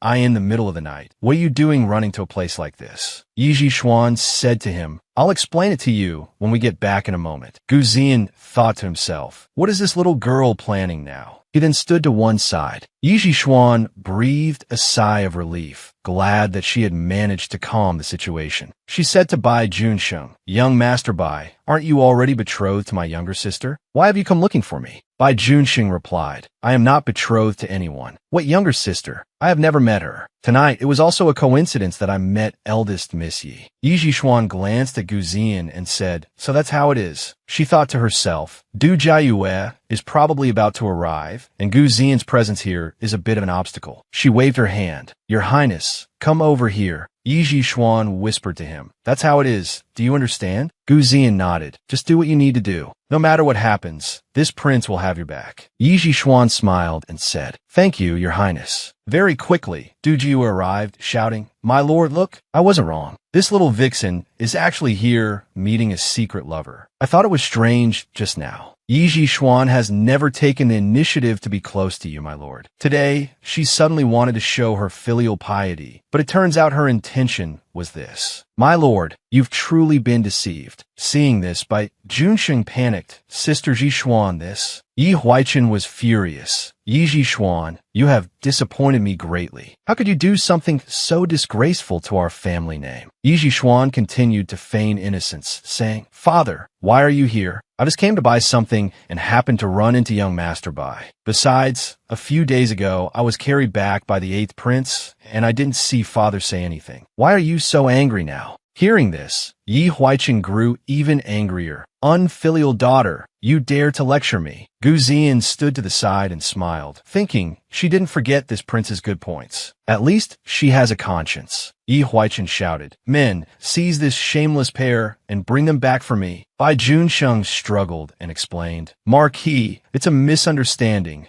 Miss Zhishuan, and I'm met by chance. I hope the Marquis understands. At this moment, Yi Qinghua, standing behind, was trembling with anger. She took out a letter, the evidence irrefutable. Young Master Bai, why are you still trying to explain for a shameless woman like Yi Zhishuan? This is the proof that you seduced young Master Bai. What else do you have to say? Bai Junsheng's eyes widened in astonishment. What on earth is going on? Yi Zhishuan smiled. Younger sister, you claim I seduced him, but how are you so sure that young Master Bai isn't interested in me? Yi Qinghua pointed at her and said, you're talking nonsense. The one young Master Bai is clearly interested in is. Yi Zhishuan immediately asked, oh, who is young Master Bai interested in? Yi Qinghua, with a guilty conscience, said, you, don't try to change the subject. Father, why don't you hurry up and seize this person who has corrupted our family's morals? Yi Zhishuan just smiled. Father, there is something your daughter doesn't understand today. I also don't understand how the main wife and my younger sister can be so certain that I was seducing someone else. Yi Huaichen said angrily, the evidence is irrefutable. How can you expect me, your father, not to believe it? Duke Jue spoke up. Marquis, don't listen to this little bitch's excuses. Take her back and use family discipline. Let's see if she confesses or not. At this moment, Gu Zian finally stepped out. Family discipline? The Marquis of Wunan's household certainly has great authority. Yi Huaichen hurriedly bowed. Why is the 8th prince here so late at night? Gu Zian walked closer to Yi Zhishuan. I heard the Marquis's wife wanted to use family discipline. So this prince naturally had to step forward for Yi Zhishuan. Yi Zhishuan was stunned. She thought he had left, but it turned out he was hiding in a corner watching the show. Yi Huaichen awkwardly explained, Your Highness has misunderstood. Zhishuan is my beloved daughter. Why would I use family discipline on her? He turned to Du Jiayue. Get lost now. He thought to himself, it seems the 8th prince really does have feelings for Yi Zhishuan. I can't let Bai Junxing ruin my good fortune. Gu Ziyan then said, since something like this has happened, we must naturally distinguish right from wrong. Has the Marquis not considered that with this prince here, as long as eldest Miss Yi is not a fool or blind, how could she possibly be interested in Bai Junxing? After hearing this, Bai Junxing turned his face away. Du Jiayue was furious. This prince has ruined my plans again. She said, Zhishuan, what about this note? Could it be that you arranged to meet both the 8th prince and young Master Bai at the same time? Yi Zhishuan took the note and held it up. I know the main wife has never liked me, but you can't ruin my reputation like this. This is clearly a blank piece of paper. Seeing this, everyone was stunned. What? Du Jiayue was bewildered. Impossible. Yi Zhishuan must have secretly switched it. My lord, back at the Marquis's residence, we clearly saw that she had arranged to meet young Master Bai at the sweet soup shop. Yi Zhishuan immediately said, Father, if you don't believe me, you can have the main wife search me. A virtuous daughter like me is not afraid of being inspected. Yi Qinghua rushed forward and grabbed her collar. Yes, father, let me search her. I will definitely. Gu Ziyan immediately pulled her hand away. The Marquis's household is so well disciplined. The lowly spawn of a maid dares to search the legitimate first daughter. If you don't know how to teach her, this prince will teach her for you. He then twisted Yi Qinghua's arm, causing her to scream in pain. Seeing this, Yi Zhishuan was frightened. It's a good thing nothing happened with Bai Junxing, or it would be my neck. Wait, why should I be afraid of Gu Ziyan? Yi Huaichen hurriedly cupped his hands. Your Highness, please calm your anger. It is because this subordinate failed to discipline her properly. Today's matter was just a misunderstanding. Beside him, Yi Qinghua groaned in pain. My hand, my hand. Yi Huaichen continued. Your Highness, please don't be angry. Zhishuan, it's getting late. Follow me back to the residence. Yi Zhishuan immediately said, Father, your daughter has been wrongly accused like this. How can we just let it go? Yi Zhishuan turned to ask Bai Junxing, young Master Bai. Just now I thought it was a chance encounter,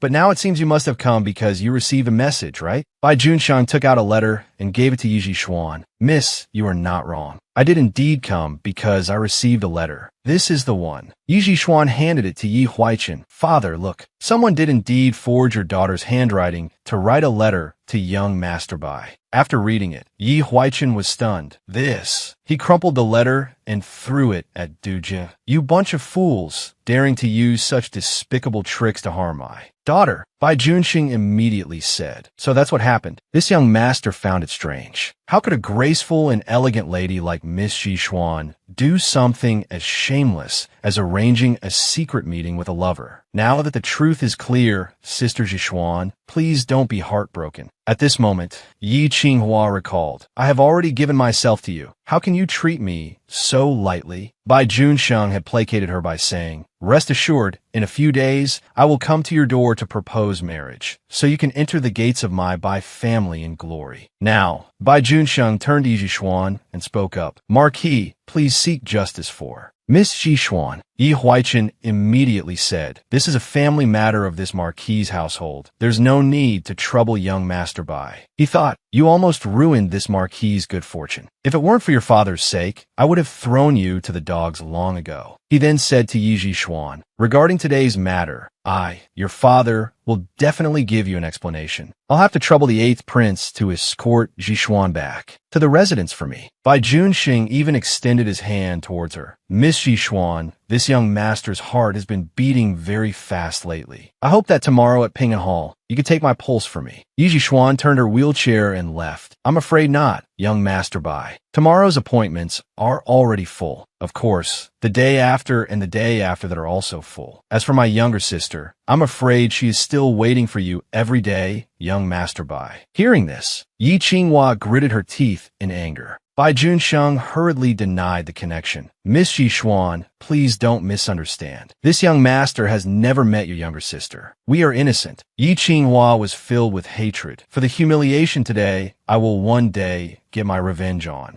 you all. Bai Junsheng was still calling after Yi Zhishuan, Sister Zhishuan. Gu Ziyan watched him and thought to himself, Bai Junsheng, son of the Minister of Rites. This prince will remember you. Back in her room, Lin Peng asked Yi Zhishuan, Miss, the master will investigate this matter tomorrow. Will there be any complications? Yi Zhishuan told her, take these pastries to concubine Lu's room. She is an intelligent person. She knows that a hint is always more effective than anything else. Lin Peng accepted the order. Yes, Mississippi. At this moment, Yi Zhishuan was pensively thinking, not knowing what Gu Ziyan meant by what he said earlier. She recalled that moment. Your Highness, thank you for your help today. Gu Ziyan then pinched her chin, causing her to freeze. Your Highness, he spoke. Yi Zhishuan, you really have some nerve. Yi Zhishuan said fearfully, Your Highness, please forgive me. I won't dare to do it again. There definitely won't be a next time. I guarantee it. Gu Ziyan moved his face close to hers. You dare to have a next time? Right now, the capital is full of rumors about you and me. And you dare to secretly get engaged behind this prince's back? What do you take this prince for? Yi Zhishuan explained, that engagement was just something Du Jiayue came up with to humiliate me. It's just, why does your highness care who I'm engaged to? Gu Ziyan was stunned by the question. Yi Zhishuan continued, Your Highness, rest assured that father of mine will not agree to this marriage. Gu Ziyan reassured her, You don't need to pay any attention to this matter. Anyone who dares to steal this prince's person must be prepared to face my wrath. Returning to the present, the more Yi Zhishuan thought about it, the more she blushed. Putting other things aside, Gu Ziyan is just too handsome. I can't think about it anymore. I have to sleep. Gu Ziyan asked about Yi Zhishuan's situation. How has she been lately? His subordinate replied, A few days ago, she pushed the second Miss Yi into the lake, then taught the disloyal servants a lesson. She goes to Ping'an Hall every day to see patients and has an excellent reputation. He thought to himself, does a person like this really need protection? Gu Ziyan listened and turned away that I understand. Continue to protect her. Later, he opened the door to Yi Zhishuan's room and entered, carefully tucking her in. Then he pinched her cheek to so adorable like a toy. It makes one want to hold her tight in their arms. At this moment, Yi Zhiyan turned and grabbed Gu Ziyan's hand. You can't blame this prince for this, then. He moved closer and hugged her. Just then, Yi Zhiyan mumbled in her sleep, I really want to eat Kentucky. Then she hugged Gu Ziyan. Gu Ziyan was helpless. I really brought this upon myself. However, he lightly kissed her forehead. It's actually quite comfortable. The next morning, Yi Zhiyan went to the main hall. A night has passed. I wonder what method father has thought of to help his daughter. Yi Huaizhen was stunned. This matter. Du Jiayue blocked his way with her hand. My lord, your humble servant has thoroughly investigated last night's matter. Someone was secretly causing trouble from behind. Men, bring that lowly wench in here for me. Yi Zhiyan was astonished. This Du Jiayue is actually using Su Jinghao as a scapegoat. Su Jinghao was brought before Du Jia. You, who continued, Jinghao, I usually don't treat you poorly. Why did you harm both me and Qinghua out of your grudge against the eldest miss? What exactly is your intention? She turned to Yi Huaizhen, weeping. My lord, please believe in my innocence. If it weren't for this lowly wench, how could I have misunderstood Jiyan? Yi Huaizhen was flustered. This. Yi Qinghua also knelt down, crying, Father, when you were gravely ill, it was mother who stayed up day and night to attend to you. Could it be that you've forgotten? This time for wrongly accusing elder sister. Qing'er is willing to be punished by elder sister as she sees fit. I only ask that elder sister forgive mother for the peace of our great family. Yi Huaizhen also spoke up. Yin'er, look, your younger sister has already admitted her mistake. A harmonious family prospers in all things. How about? Yi Zhiyan smiled. This time, I can let it go. Yi Huaizhen was pleased. Now that's a good daughter of mine, knowing how to treat people. Yi Zhiyan continued. However, there is one thing I must tell father. Yi Zhiyan clapped her hands once, and Lin Peng brought the account books over. These are the account books of the shops I took over. From the very beginning, your daughter felt that something was not right. Later, I indeed discovered a problem. These few shops have a discrepancy of at least 4 million taels each year. Hearing this, Du Jiayue was terrified. It's over. This time it's really over. She immediately said, My lord, she's talking nonsense. How could your humble servant possibly embezzle funds? Yi Zhiyan must still hold a grudge and is deliberately framing. Your humble servant. Yi Huaizhen angrily threw the account books in her face. You wretched woman, see for yourself. This marquis's monthly stipend is only 20 taels. Who did you reward with a whole 2-month stipend? Ju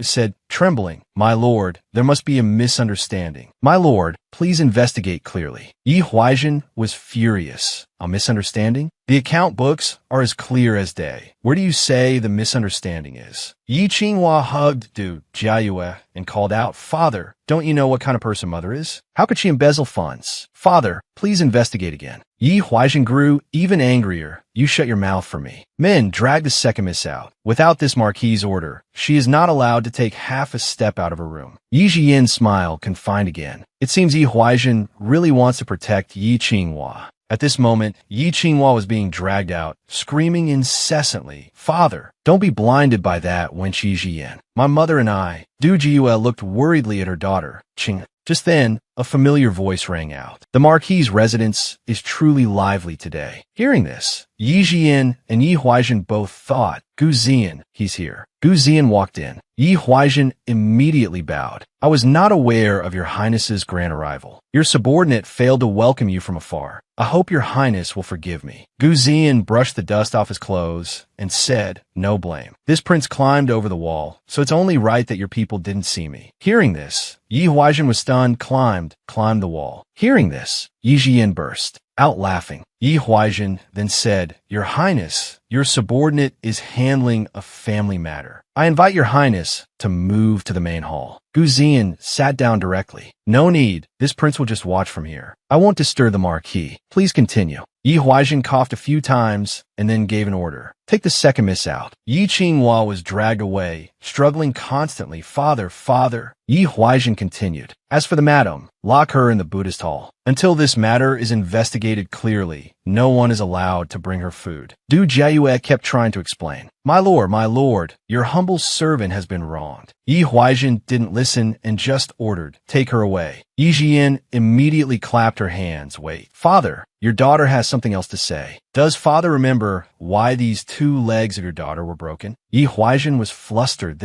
At this moment, Du Jiayue was horrified. Yi Jian pointed at her. 2 years ago, the main wife framed your daughter and had people break your daughter's legs. She then claimed your daughter was disrespectful and sent me to a rural estate to learn the rules. With a crippled body, I was at the rural estate, unable to finish my work. Being beaten and starved was a daily occurrence. Father, tell me, for a great eldest miss of the marquis's residence like me, for those people to dare treat me like that, it must be because someone ordered them to. Du Jiayue quickly knelt down to beg. My lord, your humble servant did no such thing. How would I dare to abuse the former mistress's child? It must be that those people saw the eldest miss had lost her standing and developed wicked intentions. Yi Jian moved closer to her. I didn't say who it was, yet the main wife has confessed without being pressed. Du Jiayue trembled with anger. Gu Zian then spoke up. So Princess Shuli's daughter has suffered. So much all these years. That day, if this prince hadn't coincidentally saved the eldest miss, I'm afraid she would have already perished. Yi Huaizhen was terrified. The 8th prince is clearly here to back Yi Jian. If this isn't handled properly today, what if he reports this matter to the emperor? With that thought, he turned and slapped Du Jiayue. You venomous woman, Jian already lost her 2 legs. Because of you, you still refuse to let her go. Truly a vicious-hearted creature. From now on, you will reflect on your actions in the Buddhist hall. All matters, big and small, in the residence will be handed over to Inrong. Hearing this, Du Inrong said, My lord, elder sister was just blinded by a petty person. As for managing the household, Yi Jian smiled and said, If concubine Du is unwilling, then why doesn't father just hand it over to concubine Lu? Du Inrong immediately stepped forward and curtsied. If the marquis entrusts the management of the household to your humble servant, then I will do my best not to disappoint the marquis's trust. Yi Jian then said, For concubine, Du to manage the entire marquis's residence. All by herself, I'm afraid it might be a bit overwhelming. Why not let concubine Lu manage it with her? What does father think? Yi Huaizhen looked at Lu Yuqing. That's a good idea as well. Yuqing, from now on, You must diligently help Yinrong manage the Marquis's residence. Lu Yuqing smiled and replied, Your humble servant will definitely support elder sister Yinrong with all my might. Yi Huaizhen then turned to Gu Ziyan. Your Highness, everything is settled. I invite your Highness to the main hall. Gu Ziyan refused. No need. This prince came today to find the eldest miss. About a matter. He turned to Yi Jiyin and said, Let's go. We'll talk in your courtyard. Afterwards, Yi Jiyin sat in a palanquin heading to the palace. As she went, she thought, Once I treat Consort Ngak and get the jade hairpin, I can go back. As for Gu Ziyan, he can do whatever he likes. Yi Jiyin thought back. Why did your Highness summon me? Gu Ziyan spoke. Yi Jiyin, this prince wants you to enter the palace and do something for me. She asked blankly, What is it? Gu Ziyan turned around. Go into the palace and treat my mother consort. If you can't cure her, this prince will smash your Ping'an Hall to pieces. Yi Jiyan replied calmly, A small matter like this, your Highness only needed to ask. I will certainly do my best. Why must you speak like that? I thought we were friends. Gu Ziyan turned away. What friends? This prince doesn't understand your ways. Hearing this, Yi Jiyan chuckled softly. As your Highness commands, this humble subject will naturally do her best. I respectfully see your Highness off. She thought sorrowfully, what friends? It was just me being sentimental. Returning to the present, Yi Jiyan had arrived at the palace. An attendant announced, Divine Doctor Yi has arrived. The emperor was stunned upon seeing Yi Jiyan. This is the divine doctor you spoke of? Gu Ziyan replied to him, replying to Imperial Father, yes. Yi Jiyan bowed slightly. This humble subject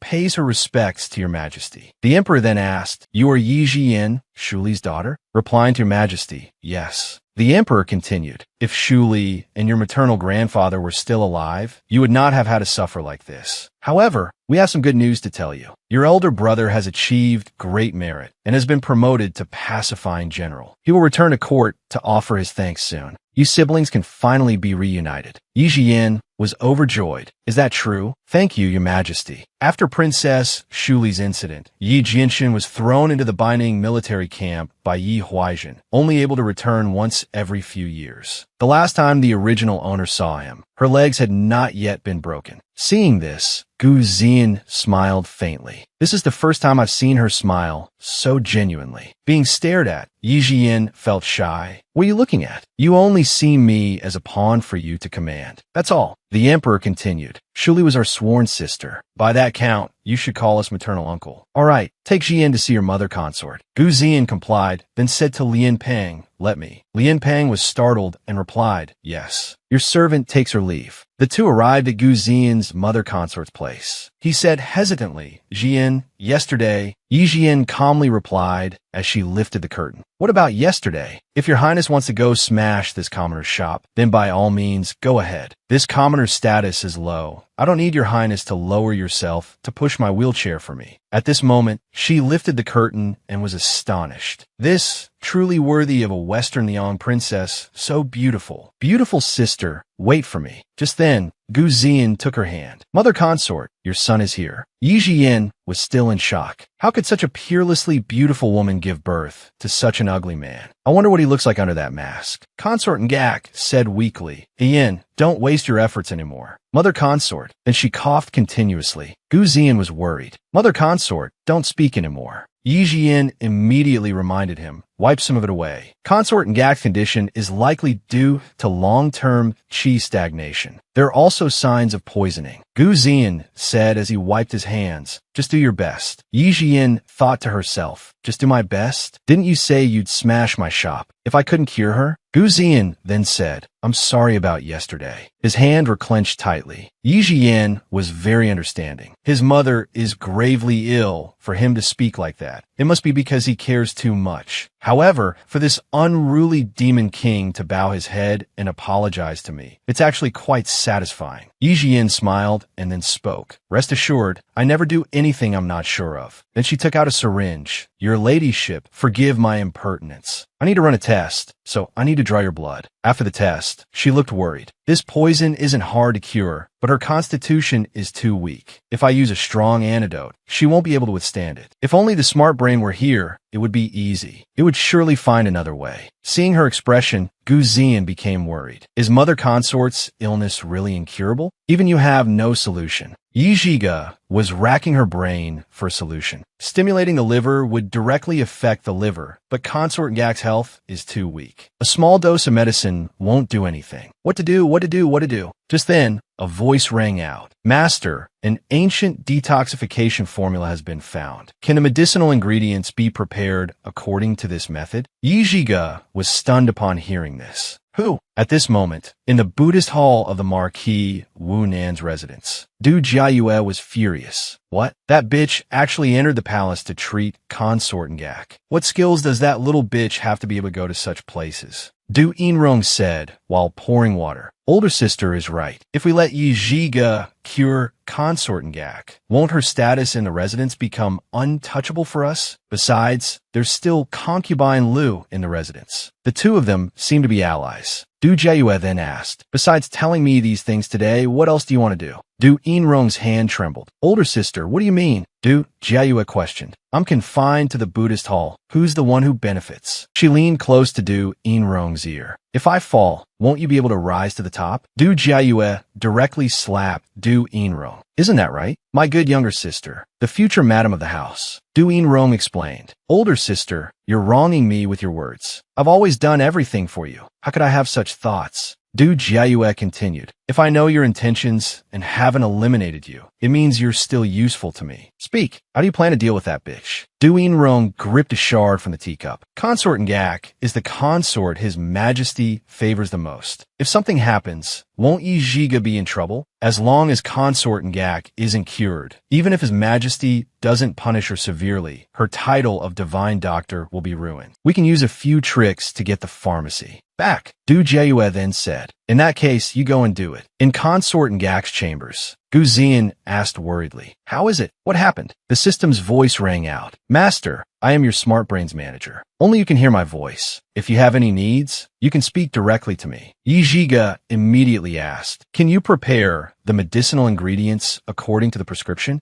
At this moment, the system displayed. Technology has developed to the year 2160. AI has been integrated into the lives of humankind. Every person has their own intelligent manager. After integrating with the nervous system, it will appear in AR format. Yijiga was overjoyed. I thought the smart brain had disappeared. I didn't expect it to resume operation now. At this moment, a bewildered Gu Zian asked her, Yijiga, are you alright? Why do you look so dazed? Did you run into some trouble? Just then, Yijiga snapped out of it. No, it's nothing. Gu Zian was worried. I don't know how Mother Consort's condition is. Yijiga replied to him. Okay.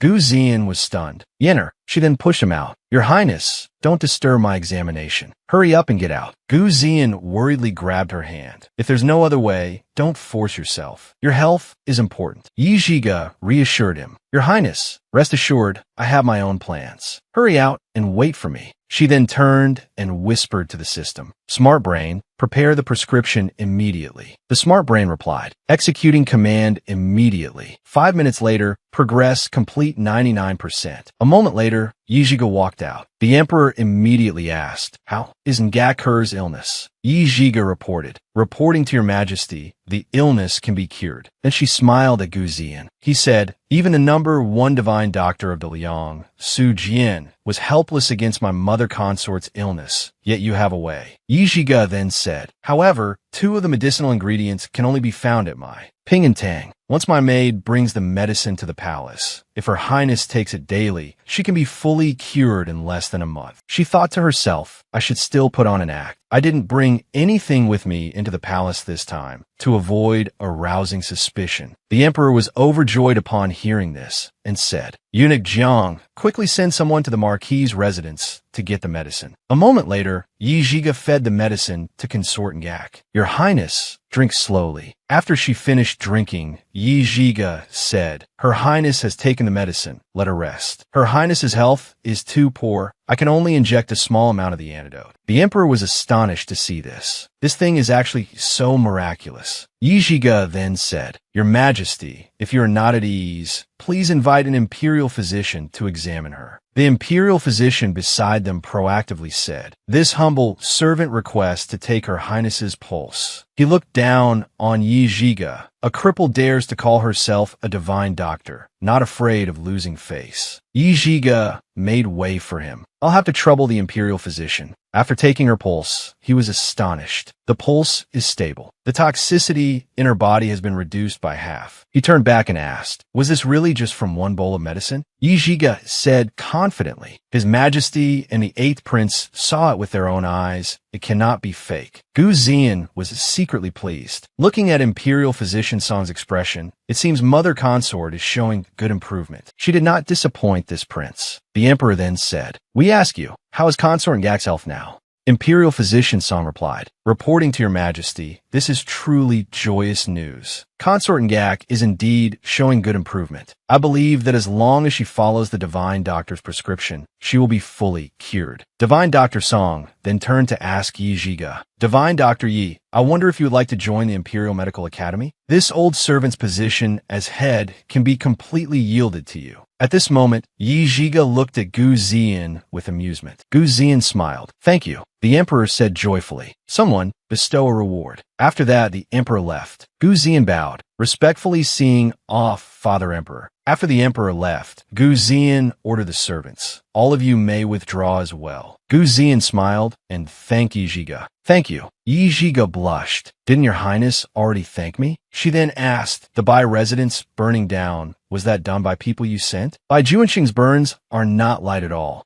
I heard he even broke a leg. I'm afraid he'll never be able to go out and womanize again. Gu Ziyan thought back to Bai Juanqing's pathetic state as he ran from the fire. Help! Save me! He smiled. Yi Zhiga then said, since you stepped forward to help me, then of course I must treat your mother consort. Gu Ziyan then said, it was just dealing with a minor character like Bai Junsheng. Not worth mentioning, but you curing my mother consort's illness makes you our benefactor. Whatever you need, as long as this prince can do it, I will definitely do my utmost to satisfy you. At this moment, Yi Zhiga pulled Gu Ziyan's hand. His Majesty has already given a reward. Right now, I just want to know the origin of that jade needle. Gu Ziyan was puzzled. The jade needle again. What does she need it for? Yi Zhiga said sadly, if you can't, then let's just forget it. But if your highness wants to reward me, why not reward me with a vial of blood? Hearing this, Gu Ziyan's face darkened. Yi Zhiga quickly said, I was just joking, don't be angry. Gu Ziyan then replied, fine. Then he held out his hand. Seeing her frozen, he said, if you don't want it, then forget it. Yi Zhiga delightedly pulled Gu Ziyan's hand. I want it, I want it, I want it, I need it. Your highness, please bear the pain. A moment later, the blood had been drawn. Yi Zhiga smiled. Many thanks, your highness. Gu Ziyan was shy. There's no need for thanks between us. A few days later, Yi Zhiga was constantly keeping watch by Consort Ngak's side. At this moment, Gu Ziyan saw her dozing off and thought to himself, she has worked hard these past few days. He then approached her and used his hand to support her face. Dozing off, Yi Zhiga mumbled deliriously, Mom, Dad, I want to go home. Hearing her mumble, Gu Ziyan thought to himself, the home she's talking about, is it the Marquis Wu Nan's residence? Yi Huaiqian treats her like that, yet she still cares in her heart. He then wiped the drool from the corner of Yi Zhiga's mouth. She mumbled, stay still. Gu Ziyan looked at her intently. No matter how composed she is, she's still just a young girl of 16 or 17. Then Gu Ziyan picked Yi Zhiga up. At this moment, a packet of medicine fell out. Gu Ziyan was puzzled. Isn't this the packet of medicine that Lian Bang brought? Then what did Yi Zhiga give Mother Consort to take? Gu Ziyan placed her on the bed. Yi Zhiga, just how many secrets do you have? At this moment, Yi Zhiga shivered and cried out, so cold. Gu Ziyan smiled and draped his robe over her. Yi Zhiga then grabbed his hand. I miss Mom so much. Gu Ziyan frowned. How dare you mistake this prince for your mother? I am a red-blooded man. Then he shook her hand off. A moment later, a voice was heard from outside. Is that Divine Doctor Yi really that amazing? Quickly, take me to see. Gu Ziyan led a group of people in. Suddenly, Yi Zhiga woke up. How did I fall asleep? Gu Ziyan went over, picked up his outer robe, and put it on. If you're awake, you should have a meal. Yi Zhiga was embarrassed. Not only did I fall asleep, I even used Gu Ziyan's robe as a blanket. How humiliating. She then asked, Your Highness, how long was I asleep? Gu Ziwei then said, You even have the nerve to ask that? Consort Ngak is already awake, yet a doctor like you is fast asleep. Hearing this, Yi Zhiga was alarmed. Where is Her Highness? Gu Ziyan then lifted her back into the wheelchair. When she woke up, she felt tired, so she went for a medicinal bath. Gu Ziwei was extremely shocked to see this. Gu Ziyan even said gently, "You haven't eaten anything today. Have something to eat first." Gu Ziwei came closer and spoke up, "Royal brother, she's just a commoner. What right does she have to eat with us? Wei Wei doesn't want to sit and eat with her." Hearing this, Yi Zhiga understood. It seems this is the little princess most favored by the emperor. She then bowed in salute. This commoner pays her respects to the princess. Gu Ziwei paid her no mind and still turned to say to Gu Ziyan, "Royal brother, tell her to leave." Wei Wei finally gets to have a meal with royal brother. "I don't want an outsider to disturb us." Gu Ziyan then flung her hand away and said coldly, "If you're not going to eat, then go back to your palace." Hearing this, Gu Ziwei felt wronged. She angrily pointed at Yi Zhiga. "Royal brother is angry with me just for a cripple." After hearing this, Gu Ziyan angrily shouted, "Who taught you to call people a cripple so casually? How can you be so ill-mannered? This prince must speak to the grand scholar tomorrow and increase your lessons." Hearing this, Gu Ziwei was frightened and cried, "Royal brother, don't." Wei Wei knows she was wrong. She then brought the fan before Yi Zhiyan. "Divine physician big sister, Ziwei knows she was wrong. This fan is for you. Please help me plead with imperial brother." Seeing this, Yi Zhiyan couldn't help herself, so adorable. She pinched Gu Ziwei's cheek. "Lolas are truly adorable." Then she said to Gu Ziyan, "Your Highness, the little princess was just joking. Don't take it seriously." She handed the chopsticks to Gu Ziyan. He took them and said, "If that's the case, then let's eat." Gu Ziwei was stunned by this. "Divine physician big sister is so amazing. My imperial brother even dares to defy father emperor's edicts. Yet he listens to you like this." Gu Ziyan embarrassedly stuffed food into Gu Ziwei's mouth. "Even eating can't shut your mouth." Gu Ziwei happily picked up some food for Yi Zhiyan. "This is delicious. Big sister, hurry and try it." Yi Zhiyan secretly glanced at Gu Ziyan, thinking to herself, "If what Gu Ziwei said is true, doesn't that mean I hold a significant place in Gu Ziyan's heart?" At this moment,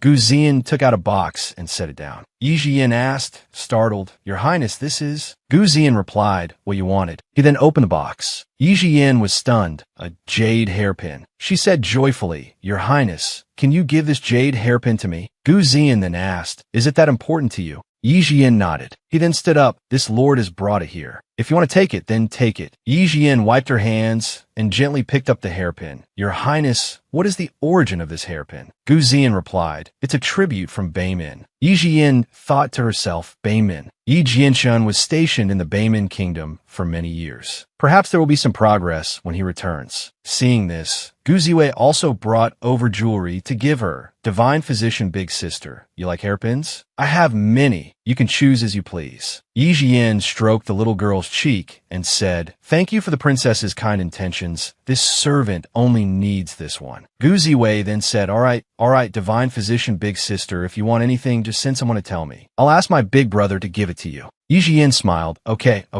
Gu Ziyan kept staring at the hairpin in her hand. What on earth does this jade hairpin mean to her? At this moment, Consort Yi walked over. Everyone turned towards the door. Gu Ziwei spoke up. "Mother Consort is back." Her Highness Consort Yi said, "Divine physician Yi, you're awake?" Gu Ziwei immediately ran over to ask, "Mother Consort, are you better?" Consort Yi replied, "Much better. Thankfully, we have divine physician Yi." She called out gently, "Zhiyan, come here."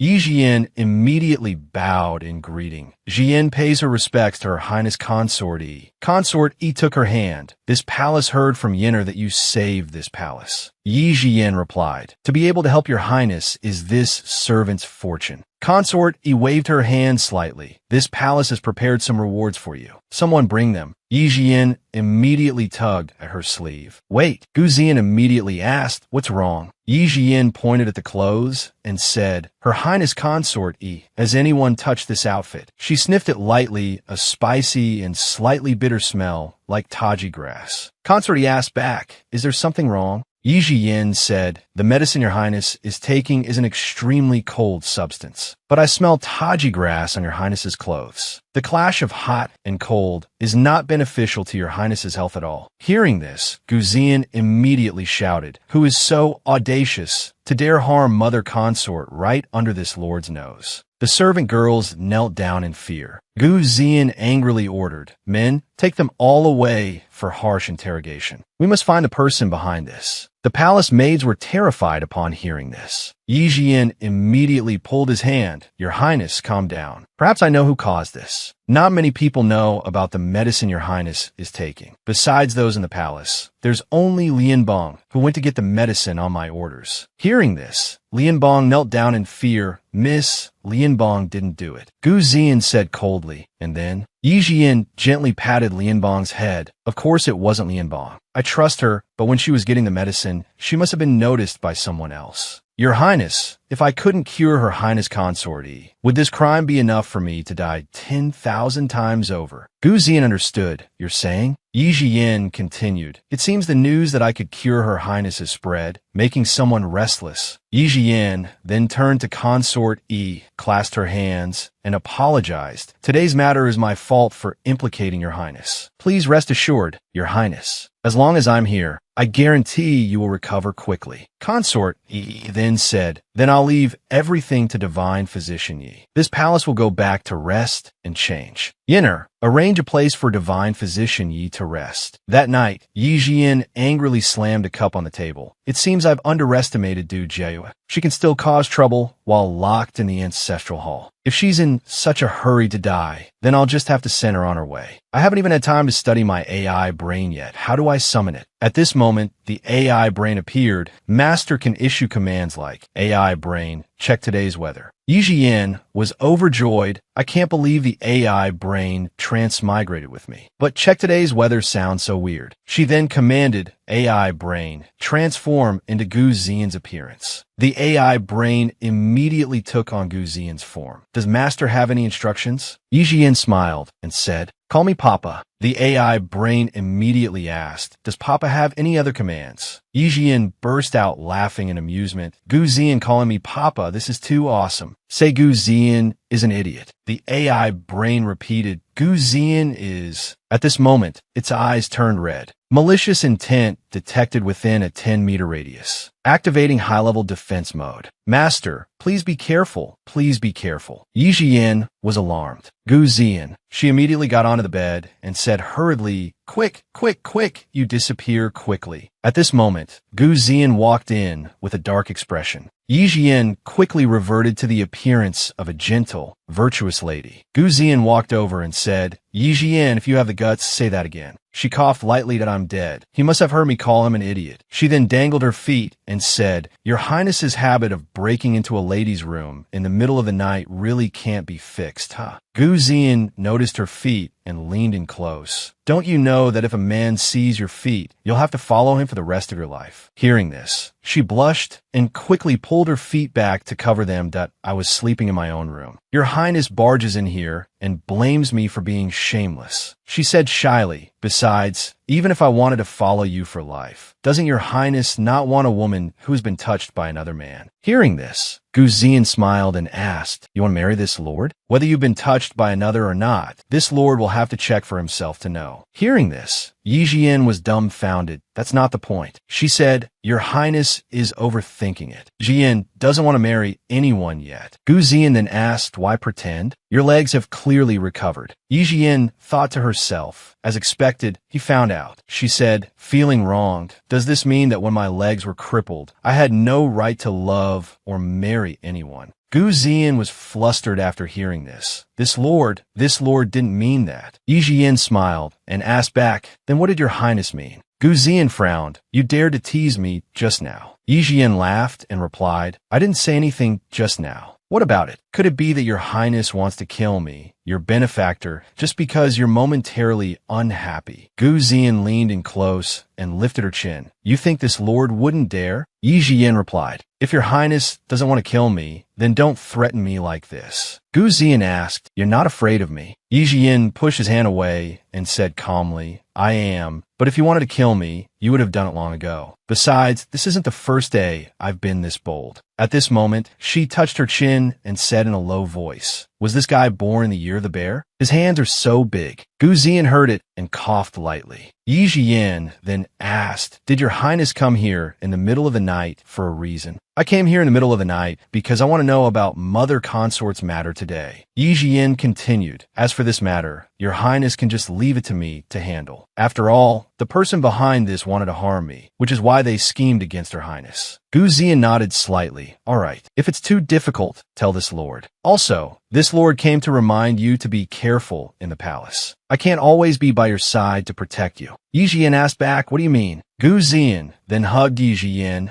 covered her mouth, and whispered, don't make a sound. Yi Jian was stunned, that is. At this moment, someone blew anesthetic smoke inside. Yi Jian, frightened, hugged Gu Ziyan tightly. Someone wants to harm me. It seems the system didn't detect malicious intent from Gu Ziyan just now, but rather that he came to save me. At this moment, Gu Ziyan covered her eyes. With this lord here, you don't need to be afraid. In just an instant, the assassin's blood dripped down. Yi Jian pushed Gu Ziyan's hand away. If it weren't for him, Gu Ziyan waved his hand and ordered, clean it up. He turned to Yi Jian and said, if you cure mother consort, you are also getting in others' way. They naturally don't want that. Gu Ziyan helped Yi Jian lie down. He carefully tucked her in. Don't be afraid. When mother consort's condition stabilizes, this lord will personally escort you back to your residence. Yi Jian smiled. That a bother for your highness. As Gu Ziyan left, he added, Xie Xing will be outside protecting you. Rest with peace of mind. At this moment, Yi Jian sat up and asked, Your Highness, I want to know who wants to take my life. Gu Ziyan turned back. You don't need to know, because that person will never appear again. Gu Ziyan and Gu Zifeng were walking down a quiet corridor. Gu Zifeng said, Ayan, this palace doesn't think it's necessary to be so ruthless. Gu Ziyan smiled faintly. If there's anyone to blame, blame her for picking a fight with Yi Jian. At this moment, in Jiahua Palace, concubine Hui screamed in terror. At the same time, Gu Zifeng was still trying to persuade Gu Ziyan and Ayan, your actions tonight are greatly disrespectful. Don't be so impulsive. Disrespectful. Don't be so impulsive. Gu Ziyan replied, your younger brother understands. Then he turned and left. The next morning, while Yi Jian was having her meal, a eunuch came to call for her. Divine Physician Yi, this old servant has come on His Majesty's orders to escort you back to your residence. Back to your residence. Yi Jian gently wiped her mouth and said, but yesterday, Lord Bo said he would personally escort me out of the palace. Eunuch Jiang smiled and replied, I'm afraid Lord Bo won't be able to make it. It's best if you let this old servant escort you. Hearing this, Yi Jian asked worriedly, what happened to the prince? Eunuch Jiang leaned close to her ear and whispered, the prince caused trouble and has been grounded by His Majesty. I'm afraid he'll be confined for some time. Hearing this, Yi Jian's hands clenched. The emperor values Gu Ziyan so much. What on earth did he do to make the emperor so angry? Could it be? She immediately asked, were all the consorts in the palace all right last night? Hearing this, Eunuch Jiang became flustered and evasively replied, the consorts are all fine. What could possibly happen? Divine Physician Yi, let this old servant take you back to the mansion. Yi Jian couldn't help but worry. Did Gu Ziyan really kill the consort to vent my anger? For me, at the Marquis's mansion, Yi Huaizhen and the others were waiting for Yi Jian. Yi Huaizhen said with a smile, we've troubled Eunuch Jiang to bring my humble daughter back to the mansion. It must have been hard on you. Eunuch Jiang said, Divine Physician, Yi cured consort Yi. This old servant was just following His Majesty's orders. How could it be hard? Eunuch Jiang then turned to Yi Jian and said, Divine Physician Yi, tomorrow this old servant will send someone to the mansion to get the medicine. I must return to the palace now. Yi Huaizhen smiled brightly. We've troubled you, eunuch. He beamed. Truly my good daughter. To think you could cure consort Yi's illness. You, Yi Jian cut him off. She yawned a few times and said, Father, I'm tired. I need to go back to my room and rest first. Passing by Du Rongyin, she said, Jian has only been in the palace for a few days, but seeing concubine, Du now feels like it's been a long time. Du Rongyin smiled and said, Eldest Miss is right. Eldest Miss has worked hard for many days. You should. Yi Jian ignored her and walked past. Lian Bang, let's go. Du Rongyin was furious, clenching her hands. I can't believe Yi Jian actually cured consort Yi. Does that mean my meddling in the mansion has been discovered? Back in her room, Yi Jian said, I can go in by myself. You've also been tired these past few days. Go get some rest. Lian Bang replied, Yes, Mississippi. After Lian Bang left, Yi Jian took out the jade pin. Appear. Ji now appeared. Master, what are your orders? She held out the jade pin. Check if there's a special magnetic field. Understood, Master. Yi Jian thought to herself. It was because of this jade pin that I transmigrated before. If it has a special magnetic field, it might be able to open a space-time passage for me to return to the modern era. At this moment, Ji now spoke. Master, no special magnetic field detected. Continue scanning? Yi Jian was stunned. How can there be nothing? The original owner and I only have this jade pin in common. Suddenly, she patted Ji Nao's shoulder. Mind reading. Use mind reading. I transmigrated quickly back then because of mind reading. Quickly. Ji Nao immediately began scanning. Command received. Virtual frame opened. Master, please unlock mind reading. Yi Jian smiled. I can finally go back. At this moment, fragments of a memory appeared. Yi Jian's pregnant mother was being groomed by Du Daiyue. She said, Madam, the master is staying at Minister Zheng's house tonight. Don't wait up. You should rest early. She said sadly, today is our 5th wedding anniversary. You must have forgotten. Du Daiyue tried to comfort her. The master is probably just too busy and forgot. Madam should forgive the master. Long Shuli's heart ached as tears fell. Then she said to Du Daiyue, you may leave first. She turned to leave. This servant will wait outside. Then she secretly put something in the soup pot. If you need anything, just call for this servant. Du Daiyue picked up the pin. A fine thing like this. Are you worthy of it, Long Shuli? Yi Jian watched from the outside, her heart filled with anxiety. Don't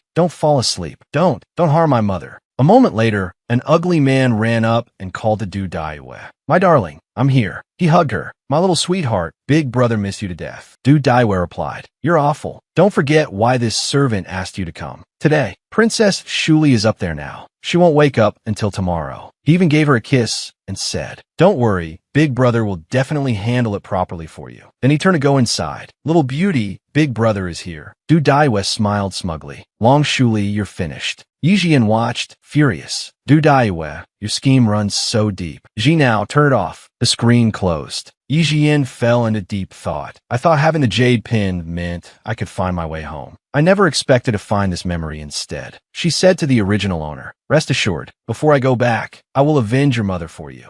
With that, she placed the jade pin back in its box. This thing was clearly taken by Du Daiyue. How did it become a tribute from Bei Ming for Consort Yi? And why did it end up back in the original owner's hands for her to commit suicide? It seems I can only wait for Jia Jianshan to return and ask him myself. I also wonder how Gu Ziyan is doing now. In the Imperial Palace, Gu Ziyan was covered in wounds. Seeing this, Gu Zifeng said, I told you, why go this far for a woman? Gu Ziyan replied, it seems this prince has been too peaceful, letting those people think this prince is easygoing. The matter with Consort Hui, this prince considers it killing a chicken to scare the monkeys. Whatever. Gu Zifeng helplessly sat down to apply medicine. It's best you think that way. Ah, Yin, for those of us with royal blood, it's best not to get entangled in matters of love. If the enemy finds out your weakness, Gu Ziyan said calmly. So what if they know? If I can't even protect my own woman, wouldn't this prince's title as a demon lord be for nothing? For many years, Gu Zifeng applied the medicine more forcefully. I knew you were the stubborn type. All right, luckily Imperial Father didn't say much. 20 lashes is considered a light punishment. Gu Zifeng draped a robe over Gu Ziyan. Imperial Father has already approved the Imperial Edict for the reward. In a few days, he'll have Eunuch Jiang announce the decree. You'd better focus on healing. Hearing this, Gu Ziyan got an idea. Announce the decree at the Marquis of Wunan's mansion. Then there's no need to trouble Eunuch Jiang. This prince will go personally. He thought to himself, I wonder if that girl, Yi Jian, is worried about me? At Jixiang residence, Yi Jian asked Lian Bang, has there been any movement from the prayer hall these past few days? Lian Bang answered her, reporting to Miss Concubine, Du goes to the prayer hall with Madam every day. I just don't know what they talk about. Yi Jian handed Lian Bang a packet and said, of course they're plotting to get rid of me. Find a way to put this in Du Jiyue's food. Lian Bang was panicked after hearing this. And Miss Yi Jian explained, don't worry, I'm not poisoning her. It'll just make the other party stop for a while. Time. Lian Bang smiled. Miss, rest assured, I've got to know Xiao Chui in the kitchen recently. I guarantee I'll complete the task you've given me. Yi Jian took Lian Bang's hand. My Lian Bang is the most capable. At this moment, a servant came to report. Miss, the 8th prince has come to announce a decree. The master asked you to come to the front hall immediately. Yi Jian was surprised. Gu Ziyan,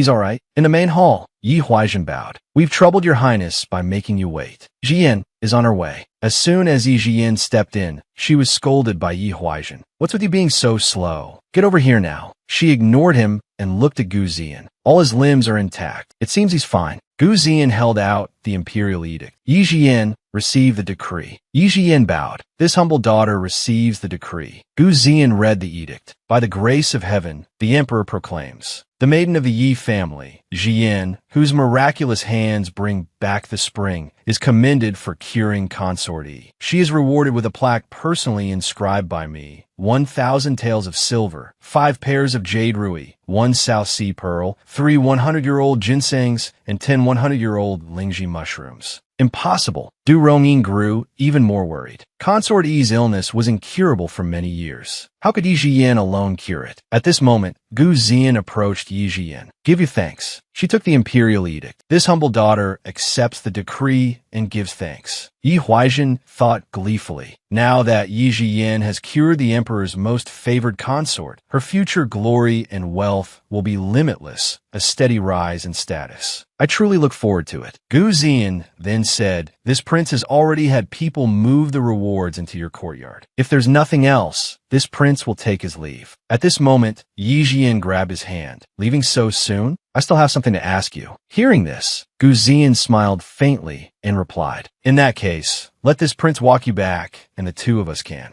Everyone was eager to eavesdrop. Gu Ziyan leaned close to her ear and whispered the last 2 words, talk privately, and then the two of them left together. Seeing this, Yi Huaizhen was even more delighted. The 8th prince really does have feelings for Yi Jian. Then I, his future father-in-law, must do my best to bring them together. The many gifts from the emperor had been delivered. Yi Jian thought to herself, the emperor is truly generous. These many things are enough to last me more than half a lifetime. Seeing this, Lian Bang's eyes lit up as she said, Miss, there are so many rewards. We can't store them all. Miss, let this servant take the plaque personally inscribed by His Majesty to Ping'an Hall. With that, Lian Bang took it away. Gu Ziyan then said, your maid is quite perceptive. Yi Jian blushed and coughed lightly. This girl Lian Bang, why does she only know how to dig pits for me to fall into? Gu Ziyan then asked, go on, what is it? Yi Jian spoke up. Gu Ziyan, what did you do before to get confined by His Majesty? Gu Ziyan replied with a deadpan expression, it was nothing really. Consort Hui's brother tried to pick a fight with this prince, so I accidentally dropped his head under her bed. Yi Jian was stunned after hearing this. Gu Ziyan leaned in close. What? Are you scared? Yi Jian then said, you wouldn't kill someone for no reason. Did you kill him because of... She hesitated, thinking, because of me? Gu Ziyan lifted her chin. It's not convenient for this prince to tell you about matters of the court. You just need to know that this prince indeed did it for you. Yi Jian blushed and pushed Gu Ziyan away. What do you mean for me? It was clearly for consort Yi. He then said, and here this prince was worried you'd be anxious, rushing over to steal eunuch Zhang's job before my wounds even healed. Who knew someone wouldn't appreciate the gesture? Hearing this, Yi Jian hurriedly grabbed Gu Ziyan's robe. What? You're injured? Let me see. Gu Ziyan smiled teasingly. Is the eldest miss trying to strip this prince's clothes? Aren't you afraid of losing all your reputation? Yi Jian teased back. The 8th prince has carried me through the streets and even stood up for me. My reputation was shattered to pieces long ago. I'm a doctor. Let me see your wound. Gu Ziyan directly pulled open his robe. Yi Jian was worried. It's this serious. Your Highness, don't do this again in the future. I'll be worried. Gu Ziyan pulled his robe closed. I know, this prince knows how to handle things. Yi Jian took out a bottle of medicine. Your Highness, take this. Gu Ziyan asked her, what is this? She explained, this is a universal antidote I developed. It can neutralize most common poisons, so you'll be a little safer in the future. Gu Ziyan put the vial away and said with a smile, thank you. I'll remember your kind gesture. Yi Jian blushed and stammered. What kind gesture? You. At that moment, a whistle was heard. Gu Ziyan thought to himself, Xieqing signal. It seems there's a matter that requires my personal attention. He held Yi Jian's hand and said caringly, this prince has matters to attend to. I must go now. Yi Jian shouted, Gu Xiaoyan, be safe. Soon, Gu Xiaoyan arrived at Xiexing's location. Xiexing immediately reported, news has come from Western Liang. Huyan Du has been in constant contact with people at court, and this time he has sent 500 elite soldiers into the capital. Your subordinate has not yet been able to determine his ultimate goal. Gu Xiaoyan thought to himself, Huyan Du is the nephew of the king of Western Liang, which makes him my cousin. He then said, pass on my order. Even if it is Huyan Du, if he makes any suspicious moves, kill him without mercy. One more thing, find Su Jian and bring him here. In the imperial court,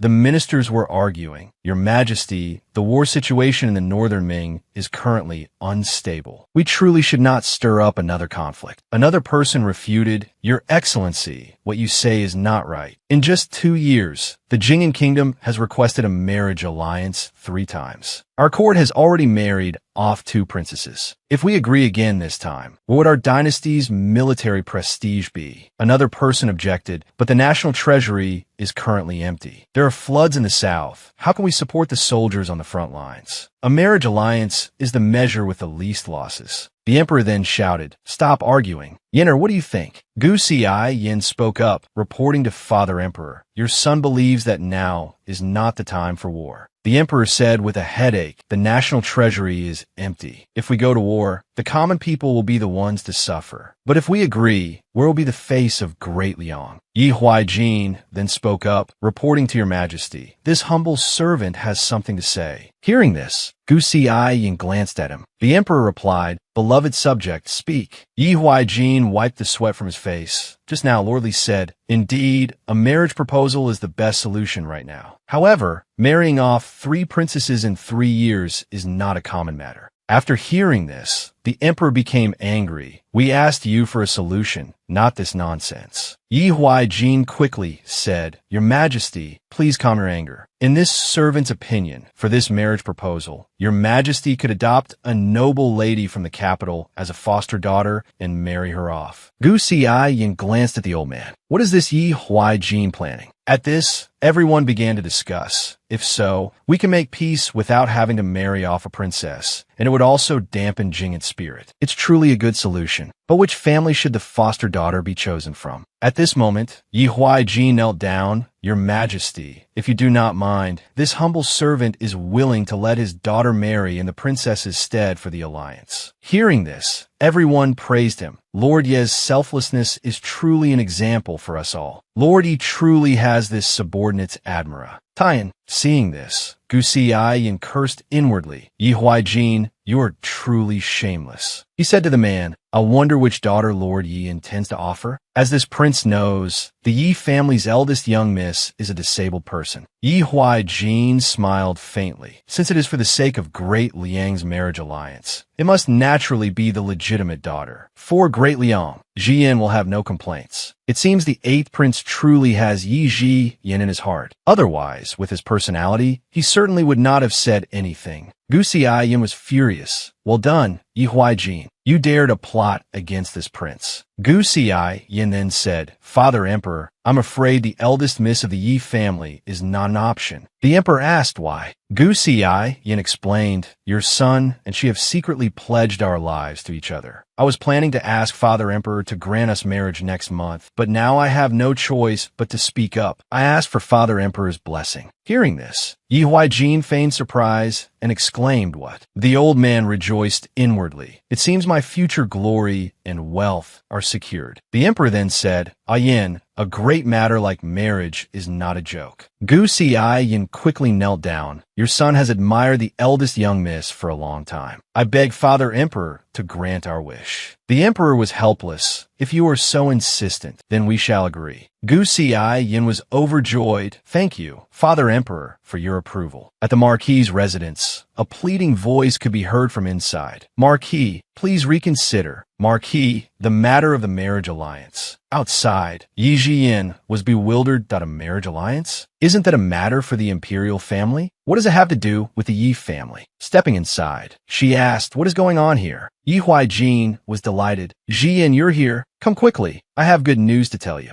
Yi Jiyan approached but brushed his hand aside. What is Yi Huaijin plotting now? What is it? Yi Huaijin said with a smile. Today, the 8th prince asked the emperor to take you as his wife. Yi Jiyan was startled upon hearing this. What? Yi Huaijin continued cheerfully. His Majesty has already agreed to your marriage. The marriage certificate will be sent over soon. You should use this time to prepare for your wedding. Yi Jiyan blushed. Guci, Yin actually wants to marry me. She turned back and asked, why would the 8th prince suddenly want to marry me? Yi Huaijin, looking guilty, avoided the question. How would your father know about the feelings between you two? But it's no matter. You'll understand once you've entered the prince's manor. At this moment, Lu Yuqing spoke up tearfully. Don't send my Wu Yi for the marriage alliance. Yi Jiyan then asked, what is this about a marriage alliance? Yi Huaijin replied, His Majesty wants to choose a lady from the capital to adopt as a foster daughter. In our residence, the only ones of suitable age are Wu Yi and Lung Shuang. Yi Jiyan asked in surprise, the emperor's foster daughter? With such a good opportunity, why is concubine Lu crying like that? Lu Yuqing grabbed her sleeve. Jiyan, the foster daughter will be made a princess and sent to the Jing'an kingdom for a marriage alliance. You have to save Wu Yi. Yi Jiyan was stunned. Jing'an kingdom? The Jing'an kingdom is located south of Great Liang. They are skilled in using poison, and it's a place of constant rain, teeming with poisonous insects. The terrain is complex. The Great Liang army attacked several times, but always had to retreat. Afterwards, the two sides came to an agreement, which brought a period of peace. It's rumored that a princess from Great Liang who was sent for a marriage alliance was turned into a Lianrengu, a very cruel practice, right after she was married. In the end, she was tormented to death by the Gu insects. Yi Jiyan shouted in anger, You're actually cruel enough to send your own daughter for a marriage alliance with the Jing'an kingdom.